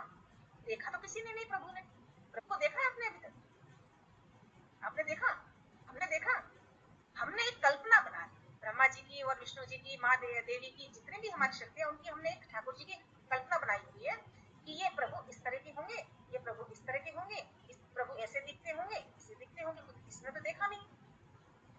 तो ब्रह्मा जी और विष्णु जी की प्रतिमा बाद में आई, पहले इनकी एक दिव्य दो शक्तियां आई। अब हुआ क्या कि प्रभु जी ने जब अपने नाभि के द्वारा इन दोनों शक्तियों को प्रज्वलित किया, इनको उत्पन्न किया, तो प्रभु शिव तो चले गए इनको उत्पन्न करने के लिए, लेकिन आपस में ये दोनों शक्तियां हैं जो परस्पर बैठी हुई थी। अब इनको अहंकार हो गया ब्रह्मा जी को और विष्णु जी को कि इस सृष्टि की रचयिता कहता मैं हूँ, मैंने रचना की है, ब्रह्मा जी बोले मैंने की हूँ। दोनों अहंकार हो गया दोनों को। अब दोनों जो अहंकार हो गया इन दोनों को, तो अहंकार वश इन्होंने सैकड़ों साल तक युद्ध किया। युद्ध करते हुए करते करते करते करते जब इनका जो है कोई समाधान नहीं निकला, तो इन्होंने प्रभु शिव की आराधना कर ली। प्रभु शिव की आराधना इन्होंने सैकड़ों सालों तक की, हजारों सालों तक की। जब इन्होंने आराधना की तब प्रभु शिव जो है प्रसन्न हुए, और वो माफी चाहूंगी आपसे, माफी चाहूंगी। एक्चुअली है ना, प्रोग्राम भी आगे है और आगे हमारे मतलब सब लोग रुके, तो थोड़ा शॉर्ट में अगर आप करना था। तो मेरा कहने का तात्पर्य ये है कि अहंकार को हमें पहले हटाना होगा। अच्छा, मेरे पास समय कितना है अभी प्रमिला जी, कितना समय है मेरे पास? नहीं दीदी, आपके लिए कोई लिमिट नहीं है, ऐसा नहीं है। वो सो सॉरी, दीदी ने बीच में बोल दिया, मैं क्षमा चाहूंगी। आप बिल्कुल कंटिन्यू करिए दीदी। दीदी वो चीफ गेस्ट है, ये हम लोगों को सीखेगा अपना। हाँ, ये केस है। एक्चुअली क्या है ना, आगे डॉक्टर्स वगैरह का प्रोग्राम है, इसलिए मैंने कहा कि सबको चांस मिलेगा और कुछ नहीं। अच्छा, आप मुझे बता दीजिए इतना समय है तो फिर हम उतना ही अनुकूल समय लेंगे। नहीं, बोलिए 5 मिनट और बोलिए, ऐसा कुछ नहीं, उसके बाद ही। तो मेरा कहना तात्पर्य ये है कि हमें चलिए इसको थोड़ा सा शॉर्ट में कर लेते हैं। जब लड़ाई हुई तो भगवान शिव से प्रसन्न हुए, भगवान शिव आए, उन्होंने कहा कि भाई आप क्यों लड़ रहे हैं? तो उन्होंने कहा कि इन्होंने ये कह रहे हैं कि मैंने रचना की है, भगवान विष्णु कह रहे हैं मैंने की है। दोनों को अहंकार हटाने के लिए भगवान शिव ने फिर एक ज्योति प्रज्वलित की, उन्होंने कहा। फिर उन्होंने बहुत चल शॉर्ट में थोड़ा सा बता देते हैं। तो कहने का तात्पर्य है कि अहंकार किसी व्यक्ति को, अहंकार जो व्यक्ति है वो किसी भी कार्य को सिद्ध नहीं कर सकता। अहंकार वश जब हम कोई कार्य करते हैं तो हम वो कार्य नहीं कर सकते हैं। इसलिए सबसे पहले अहंकार हम हटाएंगे, और अहंकार जब हट जाता है अंदर से तो सारी इंद्रियां अपने आप ही अंदर सगागामी होने लगती हैं, अंदर ऊर्ध्वगामी होने लगती हैं। राग द्वेष काम क्रोध जितने भी हमारे जो है क्लेश हैं वो सब दूर हो जाते हैं। तो इसलिए हमें सबसे पहले अहंकार को हटाना पड़ेगा, क्योंकि ये सारी जो गंदगी हमारे अंदर होगी तो प्रभु हमें नहीं मिल सकते, हम प्रभु को नहीं जान सकते, शिव को भी हम नहीं जान सकते। तो ऐसा मुझे जो समझ में आया है, और ये सब समझने के लिए हमें योग दर्शन को पढ़ना होगा। योग दर्शन में एक एक चीज इतनी ज्यादा विस्तार से समझाई गई है। उन्होंने प्रभु महर्षि दयानंद जी ने और महर्षि पतंजलि ने इतना अच्छा समझाया हमें कि जीवन को समझना कैसे, सत्य को जानना कैसे, सत्य को जानना। अष्टांग योग आप सभी योग करते हैं, जैसे अष्टांग 8 योग है अष्टांग के, यम नियम आसन प्राणायाम प्रत्याहार धारणा ध्यान और समाधि। जब हम योग करते हैं तो इन 8 अंगों का पालन करते हुए जब हम समाधिस्थ हो जाते हैं, और समाधि का मतलब क्या होता है? समाधि का मतलब होता है समस्त समस्याओं का समाधान। जिस व्यक्ति ने समस्त समस्याओं का समाधान कर दिया वही समाधि हो जाता है, वही समाधि हो सकता है। और समाधि का, समस्या का मतलब क्या है? समाधि समस्याओं का समाधान मतलब समस्त इंद्रियों को ऊर्ध्वगामी करना, समस्त अपने इंद्रियों को कंट्रोल में करना। जब इंद्रियां हमारी कंट्रोल में हो जाती है तो फिर हम अंदर से शांत हो जाते हैं, हमें चीजें समझ में आने लगती है। अच्छी क्या है, बुराई क्या है, काम क्रोध सभी चीजें हट जाती है हमारे शरीर से, हमारे मन से। मन हमारा विचलित नहीं होता। जब हम पूजा पाठ करते हैं, भजन करते हैं, बहुत सारी चीजें हम करते हैं। अक्सर जब हम भजन करते हैं तो हमारा मन में ऐसे अनेकों विचार आते हैं, और उन विचारों के कारण हम अपना ध्यान नहीं लगा पाते, हम शिव का ध्यान नहीं कर पाते, हम शिव को नहीं समझ पाते, पूजा पाठ नहीं कर पाते, मंदिर माला नहीं कर पाते। तो ये विचार आते क्यों हैं? क्योंकि बहुत सारी चीजें हमारे अंदर समाहित है। जैसे एक सीढ़ी होती है ना, हमने से सीढ़ी को भर लिया, अब सीढ़ी में बहुत सारी चीजें पहले उसमें है, हम कोई अन्य कुछ नया चीज उसमें डालना चाहें तो वो पहले से क्योंकि हाउसफुल है, उसमें हम डालेंगे कैसे? तो प्रभु का ध्यान करने के लिए, शिव को जानने के लिए, पूजा पाठ करने के लिए, सत्य को जानने के लिए हमें गंदगी को हटाना पड़ेगा। वही सत्य है, वही शिव है, वही शिव हमारे अंदर हृदय में बैठा हुआ है। और शिव को जानने के लिए बहुत सारी चीजों को हमें अभी जानना पड़ेगा कि शिव है क्या। क्योंकि शिव तो एक ज्योति है, मैंने जैसे आपको बताया कि साकार और निराकार। अगर निराकार रूप में देखा जाए तो एक ज्योति है। ज्योति हमारे जो ये यहाँ भ्रकुटी आज्या चक्र होता है, भ्रकुटी के दोनों भ्रकुटी के बीच में आज्या चक्र है, और आज्या चक्र के बीच में एक ज्योतिर्बिंदु, दिव्य ज्योति जलती हुई हमारे में दिखती नहीं है लेकिन होती है। सुषुम्ना नाड़ी जहाँ होती है, 3 नाड़ियाँ होती है ना, सुषुम्ना नाड़ी जहाँ होती है हमारे भ्रकुटी के बीच में, तो उसमें एक ज्योति जलती है। शिव है ऐसा निराकार। जब हम ध्यान करते हैं, जब विपासना का ध्यान करते हैं, तो हमारा मन बिल्कुल विचलित नहीं होता, विचलित नहीं करना है। और ध्यान की मुद्रा में जब आंखें बंद करके हम करते हैं, बहुत जब अभ्यास हो जाता है, लगातार करते करते ओम का उच्चारण या आप जो भी मंत्र पढ़ते हैं, उन मंत्रों को जो आप पढ़ते हैं, उच्चारण करते हैं, करते करते करते हमारा मन बिल्कुल शांत हो जाता है वो, और हमें एक ज्योति का दर्शन होता है। आंखें बंद जब करोगे तो एक ज्योति दिखाई देगी, वाकई में वही शिव है, क्योंकि शिव का मतलब, ज्योति का मतलब ही शिव है।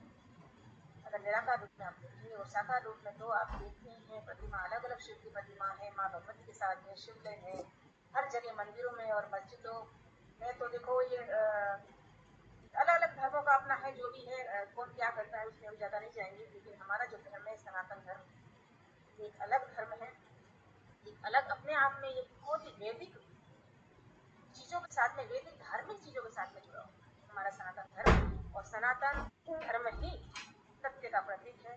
सत्य को जानने के लिए सनातन धर्म को जानना पड़ेगा, शिव को जानने के लिए सत्य को जानना पड़ेगा, और सत्य को जानने के लिए हमें स्वयं को जानना पड़ेगा, और स्वयं को जानने के लिए हमें अंदर जाना पड़ेगा। क्योंकि आप सभी योगी भाई बहन यहाँ उपस्थित हैं मंच पर, और योग प्राणायाम से ही हम सत्य को जान सकते हैं। अपने आप को शांत बनाने के लिए हम प्राणायाम ज्यादा करें, योग ज्यादा करें। प्राणायाम की जब श्वास पर हम ध्यान देते हैं, श्वास का मतलब ही प्राणायाम है, और प्राण का मतलब ही प्रभु है।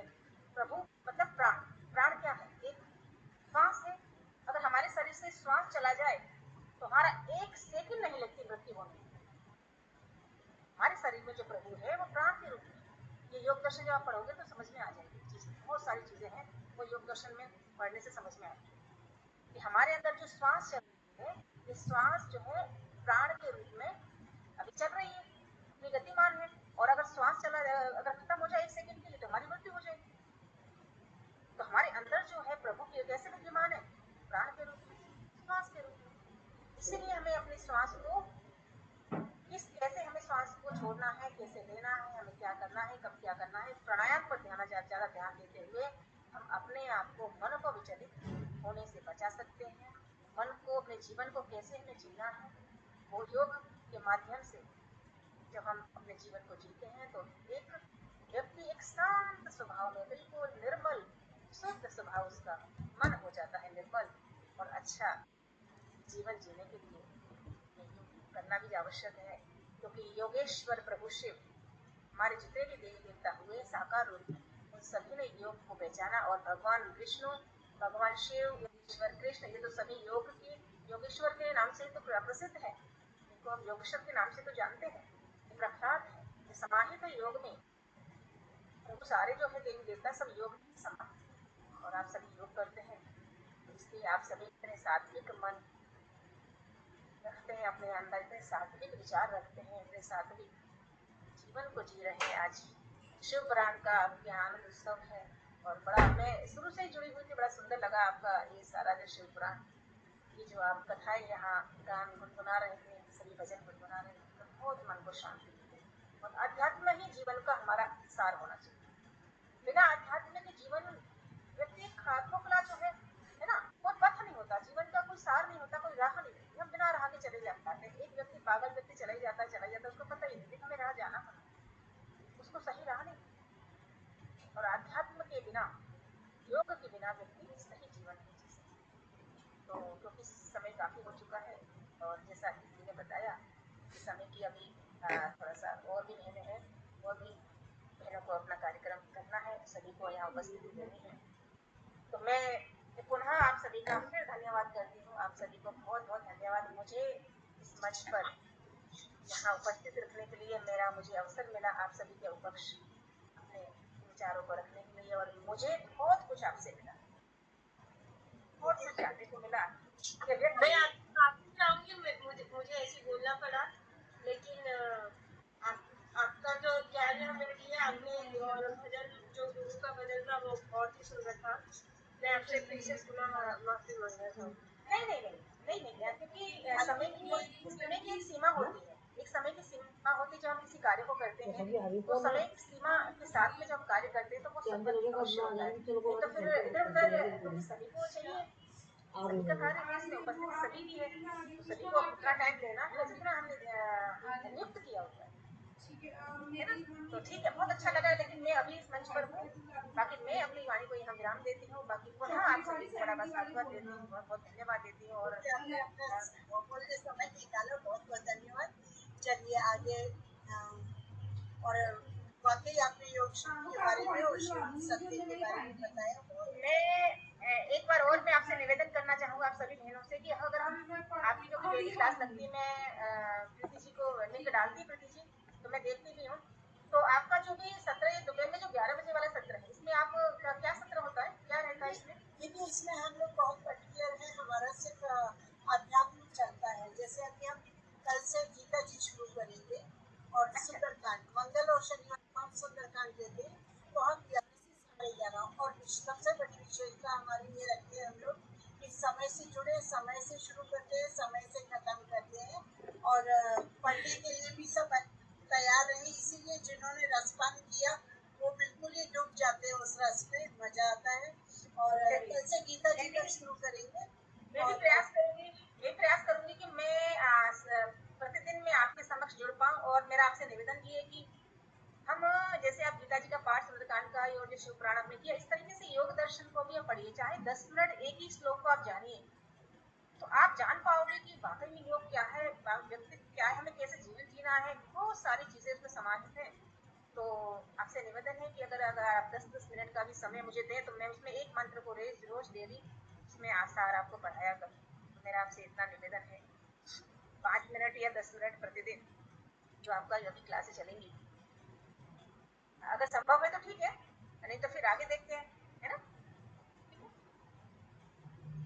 जी सब ग्रुप मेंबर से हम लोग अब डिस्कस जो डिसीजन लेते हैं ना दीदी, पोलिंग करवा लेते हैं, जैसे सबका वो आता है, क्योंकि हम जो किताब भी पढ़ना शुरू करते हैं हम सबकी राय से चलते हैं कि जैसे जिसका पोलिंग अगर आ गई तो वैसा चलते हैं। और मेरा है ना, संगठन होना ही चाहिए, संगठन जब संगठित नहीं होगा तब तक संगठन नहीं माना जाएगा, संगठित होकर ही हम संगठन को कार्य को कर सकते क्या होता है ना दीदी, जैसे हम लोगों के भी और भी अपनी सेवा दे रहे हैं, तो हम लोगों का समय सबसे महत्वपूर्ण हो जाता है कि हाँ टाइम से हम शुरू करके टाइम से बाकी जगह भी से, जैसे मैं बाकियों से भी जुड़ी हुई हूँ, तो फिर क्या होता है थोड़ा सा डिस्टर्ब। और बाकी लोग भी योगा योगा में जो जुड़े हैं उन लोगों को तो बहुत ही इंटरेस्ट होगा योगी दर्शन में, लेकिन हम जैसे आध्यात्मिक से, अभी आप जैसे मनोगत से आपने जाना, ये सब पहली बार पढ़ रहे हैं, तो उसका रसपान करने में ही लगता है हमें पूरा रस मिल जाए दीदी को। हैं। चलिए पुनः आप सभी को बहुत धन्यवाद, बिल्कुल सचिव करेंगे, बहुत अच्छा मैं लगा। अपनी वाणी को यही विराम देती हूँ, बहुत बहुत धन्यवाद। धन्यवाद दीदी। शोभा दीदी आपका स्वागत है। राम राम, सभी को राम राम दीदी, बहुत दिन बाद पूछा, बहुत अच्छा लगा आपको पूरा, बहुत अच्छा लगा। चलिए सुनाइए दीदी, भजन सुना दीदी, भजन बता दे। क्योंकि अभी हमारा समय होने ही, जैसे समय से ऊपर चले गए हैं, तो थोड़ा सा छोटे छोटे ही भजन आपको छोटे भजन गा देंगे आप। एक स्टैंड का उड़ान हुआ कुछ समय को भवसागर में, उसका बेड़ा पार हुआ, बोले सभी पूजा करो, ध्यान चरणों में देखो धरो, हर हर शिव शंभू, हर हर शिव शंभू, नाम ऊंचा है सबसे महा,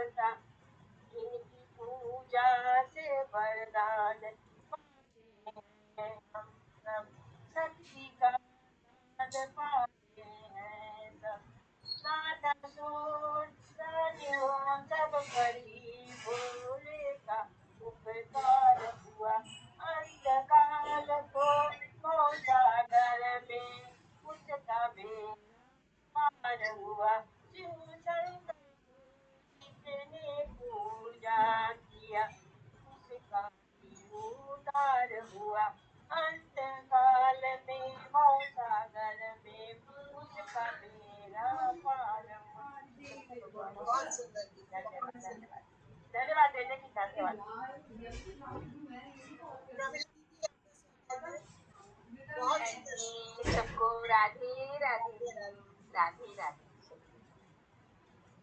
भजन सुनाऊंगी। गौरा जी का थोड़ा सा लंबा है, पहले रिक्वेस्ट कर दी आपसे दीदी थोड़ा, लगभग लेकिन आपको भजन क्योंकि ये भजन ऐसा है बीच में छूटने वाला नहीं है। नहीं आप दूसरा भजन ले लीजिए चाहे क्योंकि साढ़े 12 हो गए टाइम ज्यादा हो रहा है ना। ठीक है, एक लाइन का भजन हम निकालें। ठीक है, हाँ निकालिए, बस तो तभी निकालिए आपने। हाँ जी, ठीक है। ये वृंदा जी को बुला रही है। दे दो ना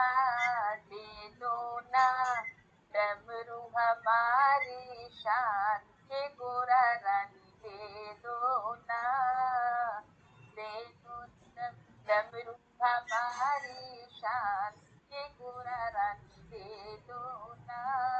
बिन डमरू की कैसे रामेश्वर जाऊं, रामेश्वर जाऊं कैसे राम की पुर जाऊं।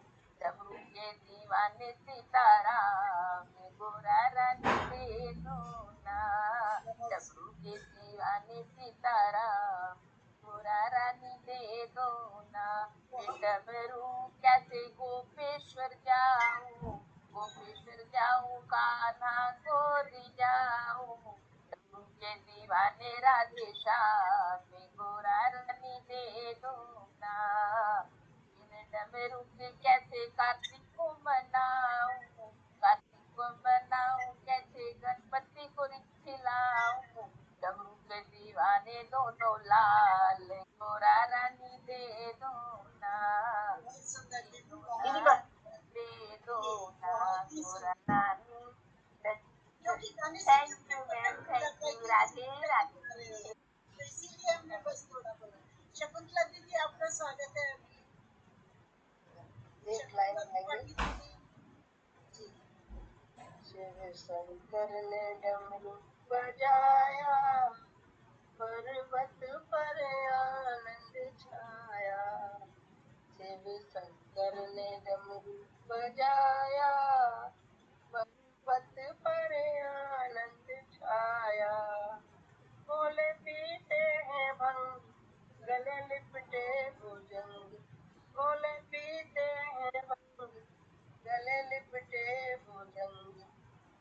नागों का जनेऊ बनाया, पर्वत पर आनंद छाया। शिव शंकर ने डमरू बजाया, पर्वत पर आनंद छाया। बहुत बहुत सुंदर। विजया दीदी और दीदी छोटा ही लीजिएगा। एकदम छोटा एक ही करवा दूंगी और मैं चलिए। हमेशा करती हूँ, खाली है मराठी में। हाँ कोई बात नहीं। बोलायचं बोलायचं बोलायचं हम दैवाचे शंकर पार्वती, आई मनाची ओळी ठेवून जपती, शिवनामाच्या भक्ती डोलायचं डोलायचं बोलायचं धन्यवाद। बहुत सुंदर। बहुत ही short and sweet, very nice, बहुत अच्छा। मौका दिया इसलिए धन्यवाद। अरे नहीं दीदी, मौका असल में पहले से नाम दे देते हैं ना तो हम प्लानिंग कर देते हैं। नहीं मैं भी ये कर रही बोलिए सारिका दीदी, आपको स्वागत है।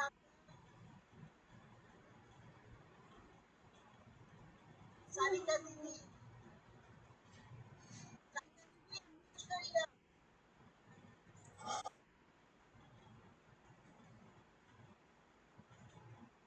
चलिए उमा दीदी, सारिका दीदी नहीं हो रही है।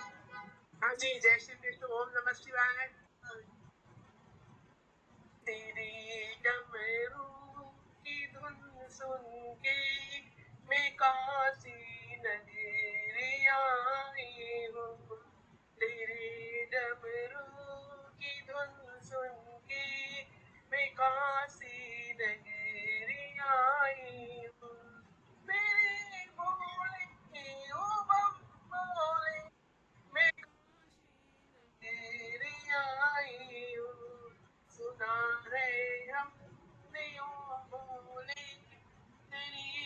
काशी में मुक्ति है, उसे मुक्ति को पाने को मैं काशी नगरी आई हूँ।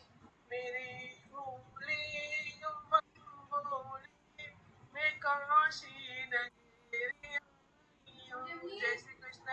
बहुत बढ़िया काशी। मैम रात सही में काशी जैसा ही लग रहा है यहाँ पे। बहुत सुंदर। चलिए वंदना दीदी, आपका स्वागत है अभी। वंदना दीदी। जी जी, ओम नमः शिवाय। मैं एक छोटी सी शंकर जी के ऊपर में ही 2-5 लाइन बोलूंगी, है ना। बोलिए। जी। तेरे चरणों में ही सारा जहां नजर आता है, हे भोलेनाथ तेरा नाम ही दिल को सुकून दे जाता है। जब भी जीवन की राहों में अंधेरा छा जाता है, तेरे स्मरण ही दीप बनकर राह दिखा जाता है। न शब्दों में बयां हो पाए तेरी महिमा की कहानी। तू ही सत्य, तू ही शक्ति, तू ही जीवन की रवानी। हर दर्द में तेरी कृपा का एहसास होता है। तेरे नाम से ही हर दुख आसान सा लगता है। बस इतनी सी अरदास है मेरी महादेव, हर जन्म में तेरा साथ और तेरी ही आस रहे। बहुत बहुत धन्यवाद। बहुत शानदार मंच है, बहुत अच्छा लगा। चलिए हमें भी है, देखिए आप लोगों ने जुड़ के हमारे यहाँ की शोभा बढ़ाई, उसके लिए हम भी आप लोगों के हृदय से आभारी हैं। बहुत बहुत धन्यवाद। अभी कोई हमारे ग्रुप का कोई रह गया हो जो भजन समूह में? भरत भैया नहीं, कोई नहीं है। और कमल भैया, आप अपने को अनम्यूट कर सकते हैं भैया, आपका स्वागत है। कमल भैया। जी धन्यवाद आपका। जी भैया, आपने बोलिए। भक्तदेव में प्रधान अनादि सिद्ध परमेश्वर भगवान भोलेनाथ, जिनको स्वयं को शांत प्रपंचातीत परात्पर परम तत्व ईश्वरों के भी परमेश्वर कहकर स्तुति जिनकी की गई है, वे शिव जिनका अर्थ ही है कल्याण स्वरूप और कल्याण प्रदाता, वे सबके आराध्य हैं। भले ही श्री राम हो चाहे कृष्ण हो, सबने उनकी सेवा की स्तुति की, उनका गुणगान किया। उनका पावन पुनीत पवित्र शिव पुराण जो ग्रंथ है, उसका आप सबके सहयोग से, आप सबके साथ हम लोगों ने किया। परमात्मा से समूचे ग्रुप की तरफ से, भक्ति समूह की तरफ से मैं प्रार्थना करूंगा कि हमें कुछ नहीं आता प्रभु, कोई भूल चूक हुई हो तो उसके लिए क्षमा प्रार्थना है। इसके लिए संस्कृत में एक श्लोक है कि आवाहनम न जाना विसर्जनम पूजाम चैव न जाना क्षमस्व परमेश्वर है। मंत्रहीन क्रियाहीनम भक्तिहीनम सुरेश्वर है, यत् पूजितम मया देव है। बहुत सुंदर भैया, आपने हम सबकी तरफ से क्षमा प्रार्थना भी ले ली और इतना सुंदर मनोगत भी किया। बहुत ही बढ़िया, बहुत बहुत स्वागत है। अभी सारिका दीदी, आप अनम्यूट नहीं हैं ना? आप भजन बोलना चाह रही हैं? बोलिए। पर छोटा ही बोलिएगा। हाँ जी, क्योंकि और भी अभी एक और दीदी बोलिए। बोले बाबा शिव शंकर चले, बोले बाबा नाच रहा डमरू, बोले बाबा नाच रहा डमरू। शंकर कृष्ण जी आए संग रुक्मणी को लाए, बोले हो ना पता चला कौन कौन आया। बोले बाबा नाच रहा डमरू, राम जी आए संग सीता जी को लाए। बोले हो ना पता चला कौन कौन आया। बोले बाबा नाच रहा डमरू, बजाओ डमरू। बोले बाबा नाच रहा डमरू, बोले बाबा की जय। बहुत अच्छा, डमरू भी बज गया देखिए। बहुत ही बढ़िया, बिल्कुल रौनक मान दी। स्वाति जी, आपका स्वागत है। स्वाति दीदी, आप गाना चाह रही थी? अनम्यूट करिए दीदी। स्वाति हाँ जी, मैं इसके बाद ले लूंगी, एक दिन को दीदी हम लोगों का भी एक दिन को देख के फिर मैं ले लूंगी। दीदी एक सेकंड दीदी, यहाँ पर हम लोगों की है ऐसा नहीं है क्योंकि हम लोग समापन पे है हमारा, अब आपका आखिरी है, बाकी सब हो गए। अगर आप तैयार हैं तो आप कर लीजिए, नहीं तो अच्छा, 1 मिनट, या तो मनोगत बोल दीजिए। हाँ, 1 मिनट 1 मिनट। ये तो शिव जी का बोलना है ना, तो शिव जी का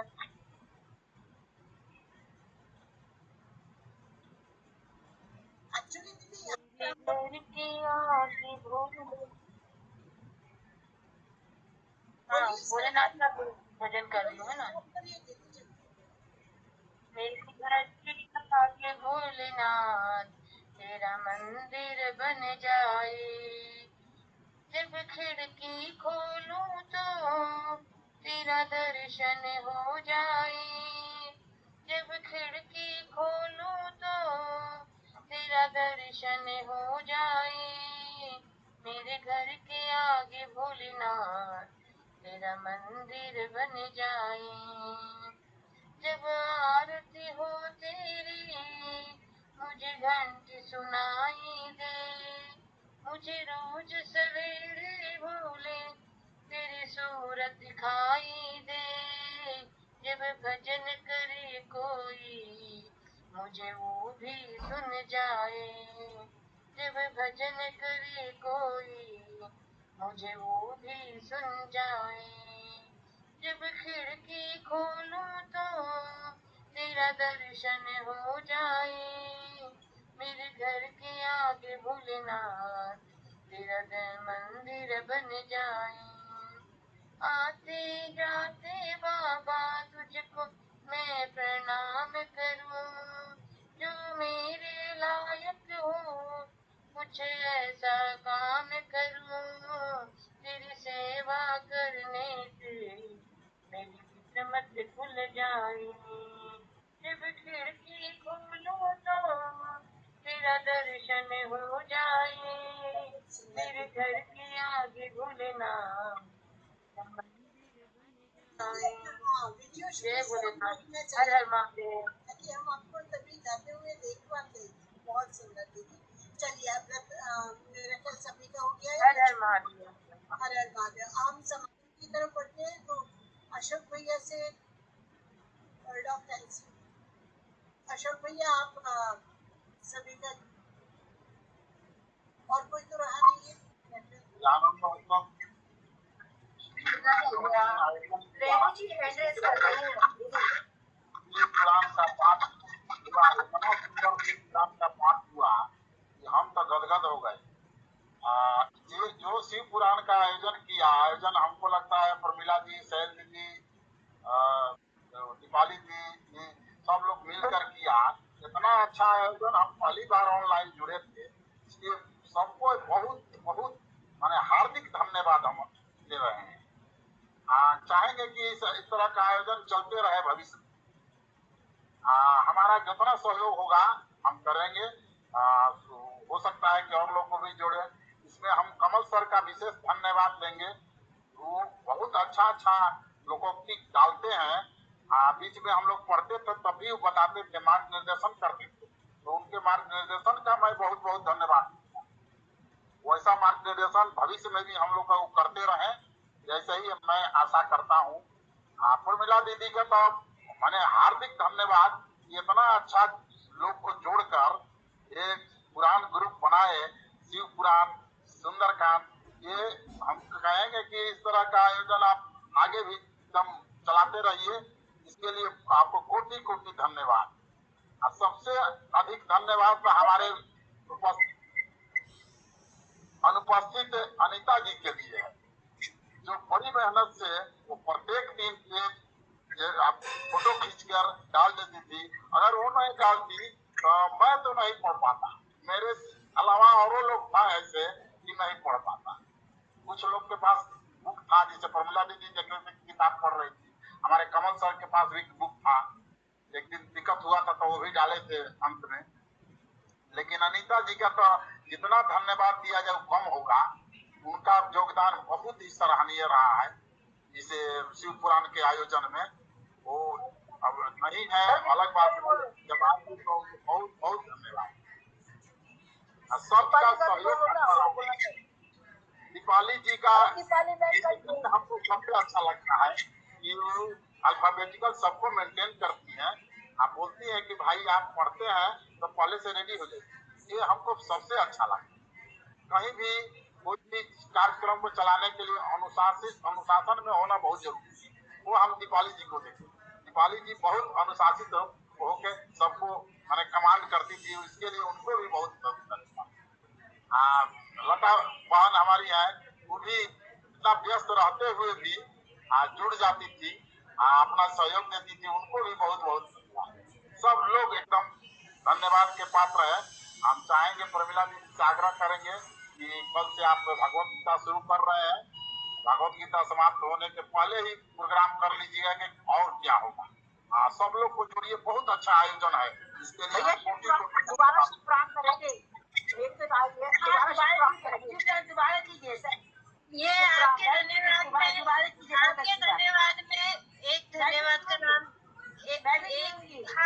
हाँ जी आपके धन्यवाद में एक धन्यवाद का नाम लेके आया है, जो है हमारे प्रीति जी, मंजू जी, जिनके कारण हम इस मंच पे मिले हैं। तो उनका सब में ज्यादा शुक्रिया कि उन्होंने हमें कितना अच्छा मंच दिया और हमें एक जगह लाने की कोशिश की। तो प्रीति जी आपका बहुत बहुत शुक्रिया। बाकी तो सब लोग ने एक दूसरे का साथ दिया है, लेकिन उनका सब में बड़ा शुक्रिया कि उन्होंने हमें कितना अच्छा मंच दिया है और हमें हमारे मन का हमें करने दे रहे हैं कि हम कुछ भी करिए इसमें भगवान का, उन्होंने हमें उसके लिए आजादी दी है। Thank you. और देखिए ये असल में एक समूह जो बना है, भाई अशोक भैया, दीपाली जी, प्रीति जी, सभी को बताऊंगी, यहाँ किसी एक का नहीं है, ये सभी हम लोग मिलके ही विचारों को जब आपस में बात कर लेते तभी हम आगे बढ़ते हैं। क्योंकि ये तो हम भगवान का रथ खींच रहे हैं, एक के खींचने से नहीं चलेगा, पहिए तो सभी हैं, सभी धक्का लगा रहे हैं। इसलिए अशोक भैया किसी के नाम की जरूरत ही नहीं है, ये समूह है। और अभी भी नए जो जुड़ेंगे उनका सबका स्वागत है। और आगे हम जी भी जो पढ़ेंगे वो इसी तरह से पढ़ेंगे कि हाँ भाई, क्योंकि सब अपना अपना काम करेंगे तभी आगे बढ़ता है रथ, अकेले के खींचे से नहीं चलता। और सबसे बड़ा तो हकीकत में अगर ग्रुप ना होता तो हम सब कोई जुड़ ही नहीं पाते। तो चलिए अभी संकीर्तन लेके हम समापन की तरफ बढ़ते हैं। जी राधे राधे मैम, राधे राधे जी। मैं आपसे कुछ पूछना चाह रही हूँ। जी बिल्कुल स्वागत है। हाँ जी आप जो कल भागवत गीता कर रहे हो, ये जो घर पर पढ़ते हैं वही वाली करनी है? ये वो जो भगवत गीता हमने ग्रुप में डाली है, देखिए उसका फर्स्ट पेज तो आपको दिखाई, उसमें समझ आ जाएगा कि उसका श्लोक और आरती दोनों होते हैं। तो जो कल पढ़ेंगे वो रात को डाल दिया जाता है ग्रुप में, तो फिर चल जाता है आपको। और दूसरी बात ये है कि हमारे ग्रुप में हम लोग एक चीज और बता दें कि हम लोगों का अल्फाबेटिकली चलता है। हम लोग ये नहीं है कि जो पहले आया वो पहले प्रसाद पाएगा। और देखिए हमने सबने अभी जैसे हमारी चीफ गेस्ट महोदया ने बोला कि धैर्य सीख रहे हैं हम लोग। तो धैर्य कि अगर आज हमारा बाई चांस टर्न नहीं आया तो हमें अविचलित नहीं होना, कल हमारा पहले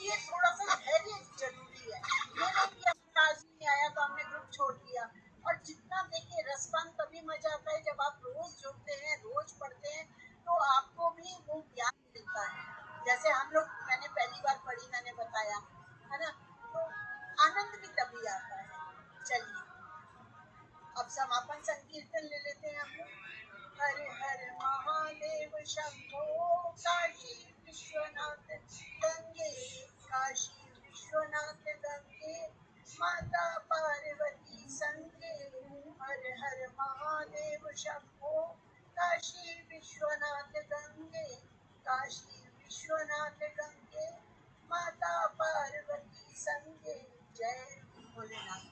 हर हर सब लोग बोलते एक साथ बोल दीजिए, जोर का उद्घोष, हर हर महादेव, हर महादेव। चलिए बहुत अच्छा लगा। और एक चीज और है कि हम लोग प्रेयर जो होती है रोजाना, प्रेयर स्टार्टिंग प्रेयर और एंडिंग प्रेयर, और हम लोग टाइम से ही खत्म करते हैं। हमारा ये नहीं है कि 11 से 12 टाइम है, तो 11 बजे से 10 मिनट पहले हम सब जुड़ जाते हैं, ताकि हमको पता रहे कि हाँ कौन कौन जुड़ा है। और प्रेयर होती है, प्रेयर के बाद में हम पढ़ना शुरू करते हैं, और उसके अंदर अपने आप ध्यान रखना है। ये नहीं कि आपने बोला फिर आप पूछ रहे हैं कहाँ पढ़ रहे थे, पिछले वाले ने कहाँ छोड़ा, तो वो थोड़ा क्या होता है, समय चला जाता है। और जो ध्यान से पढ़ रहे हैं उनको फिर लगता है कि हाँ 1 घंटे का तो समय है, कि जब मजा आने लगता है पढ़ने में, तो वो आनंद ऐसा होता है कि फिर लगता है कि अरे समय खराब नहीं करो, बस रसपान चलता रहना चाहिए, है ना।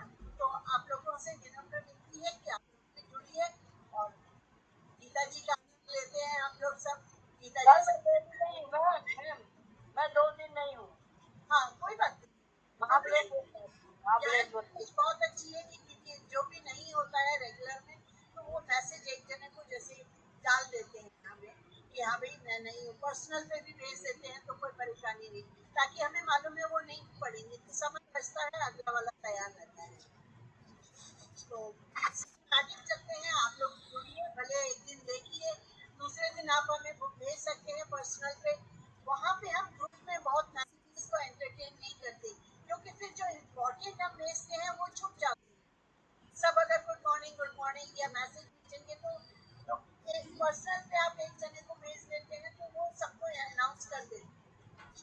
तो बहुत सिस्टमैटिक है हमारे, कोई परेशानी नहीं होगी। और अच्छा दीदी, तो कल का कैसे रहेगा?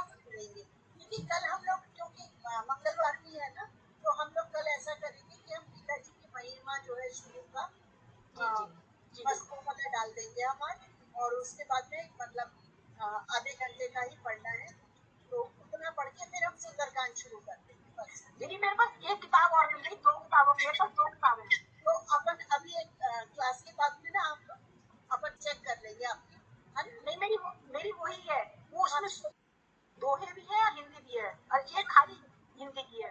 देखिए ये प्रोग्राम तो समाप्त हो गया है, देखिए कल के लिए डिस्कशन हो रहा है, तो जिसे अपना काम करना है वो जा सकते हैं। और सबका बहुत बहुत धन्यवाद कि उन्होंने आके हमारे कार्यक्रम की इतनी शोभा बढ़ाई।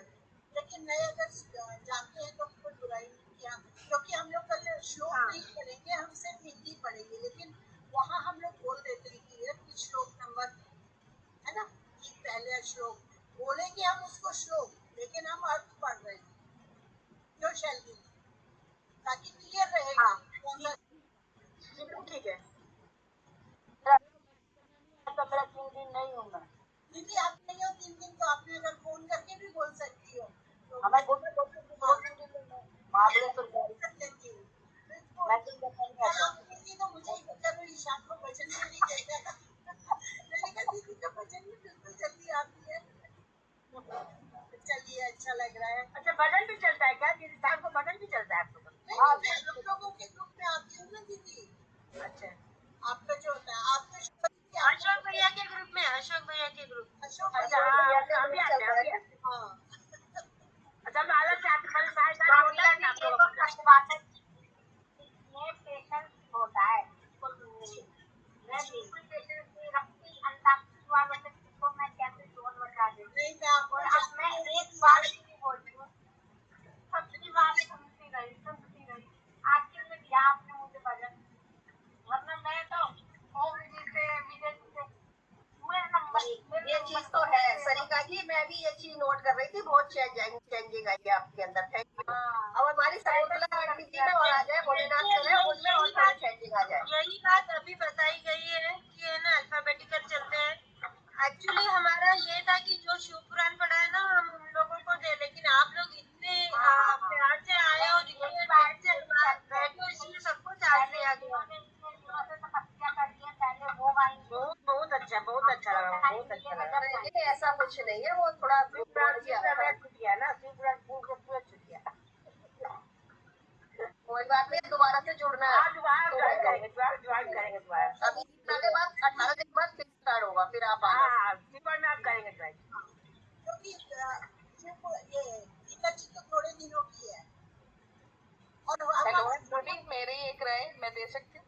जी बिल्कुल, सबका स्वागत है। वंदना, हाँ अभी पुरुषोत्तम मास 17 तारीख से चालू होगा ना, 17 मई से, तो उसमें मेरे को लगता है फिर शिव पुराण अगर अपन पुरुषोत्तम मास में अगर ले ले तो बहुत बेटर होगा। दीदी 18 दिन में खत्म होगी ना, कम से कम तो ये हाँ? आपने भी सोचा है, लेकिन शिव पुराण जो खत्म हो, गीता जी जो खत्म होगी, अभी हमारे पास कितने दिन है? 1 2 3 4 5 6 7 18 अध्याय है ना? हाँ, तो 18 दिन नहीं है ना अभी हमारे पास। अभी अपन तो ये गीता जी के तो कोई अध्याय छोटे भी हैं दीदी, तो आप एक दिन में 2 ले लेना। नहीं दीदी नहीं, हम लोग जो चलते हैं ना दीदी, हम समझते हुए चल रहे हैं उन चीजों को। अच्छा, मतलब तो शिव पुराण में अपने कितना समय लगा था दीदी हमने बताया ना, 19 मार्च को हमने शुरू की थी और अच्छा। हमारा 4 तारीख को 4 को भाई 2 को पूरा हो गया था, 2 को पूरा 2 तारीख को होगी, 2 मई। 2 मई। ओके। है ना? और ये जो शिवपुर हम जो पढ़ते हैं कि अभी जैसे गीता जी चलेगी तो हम एक अध्याय पढ़ के और उसके ऊपर हम कृष्ण डालते हैं, तो आप लोगों को ऑप्शन उसको सेलेक्ट करने होते हैं। तो जिनको इंटरेस्ट है, क्योंकि जैसे हम अखंड रामायण भी कर चुके हैं, तो इससे क्या होता है ना, नॉलेज बढ़ती है। सिर्फ पढ़ना एक हमारा वो नहीं है कि हमें जल्दी जल्दी पेज खत्म करनी है। तो हमारा ध्येय ये है कि हम जो पढ़े उसको पक्का करते हुए पढ़े। वो हम भी चाह रहे थे कि पुरुषोत्तम, लेकिन ये महीना भी अच्छा है दीदी। और मैंने तो खैर सब अच्छे, भगवान के नाम के लिए कोई समय का कोई पाबंदी नहीं है, वो तो हर समय बढ़िया है। वो तो ऊपर वाला अपने आप निश्चित करता है। मैं तो सबसे ज्यादा डरी थी शिव पुराण को, मेरे कभी पढ़ा नहीं था, तो मेरे को लगता था हाई कब खत्म हो जाएगी, लेकिन जब पढ़नी शुरू की तो उसके बाद में देखिए, और भगवान ने कितना अच्छा किया। आज सोमवार ही हमारा हुआ है,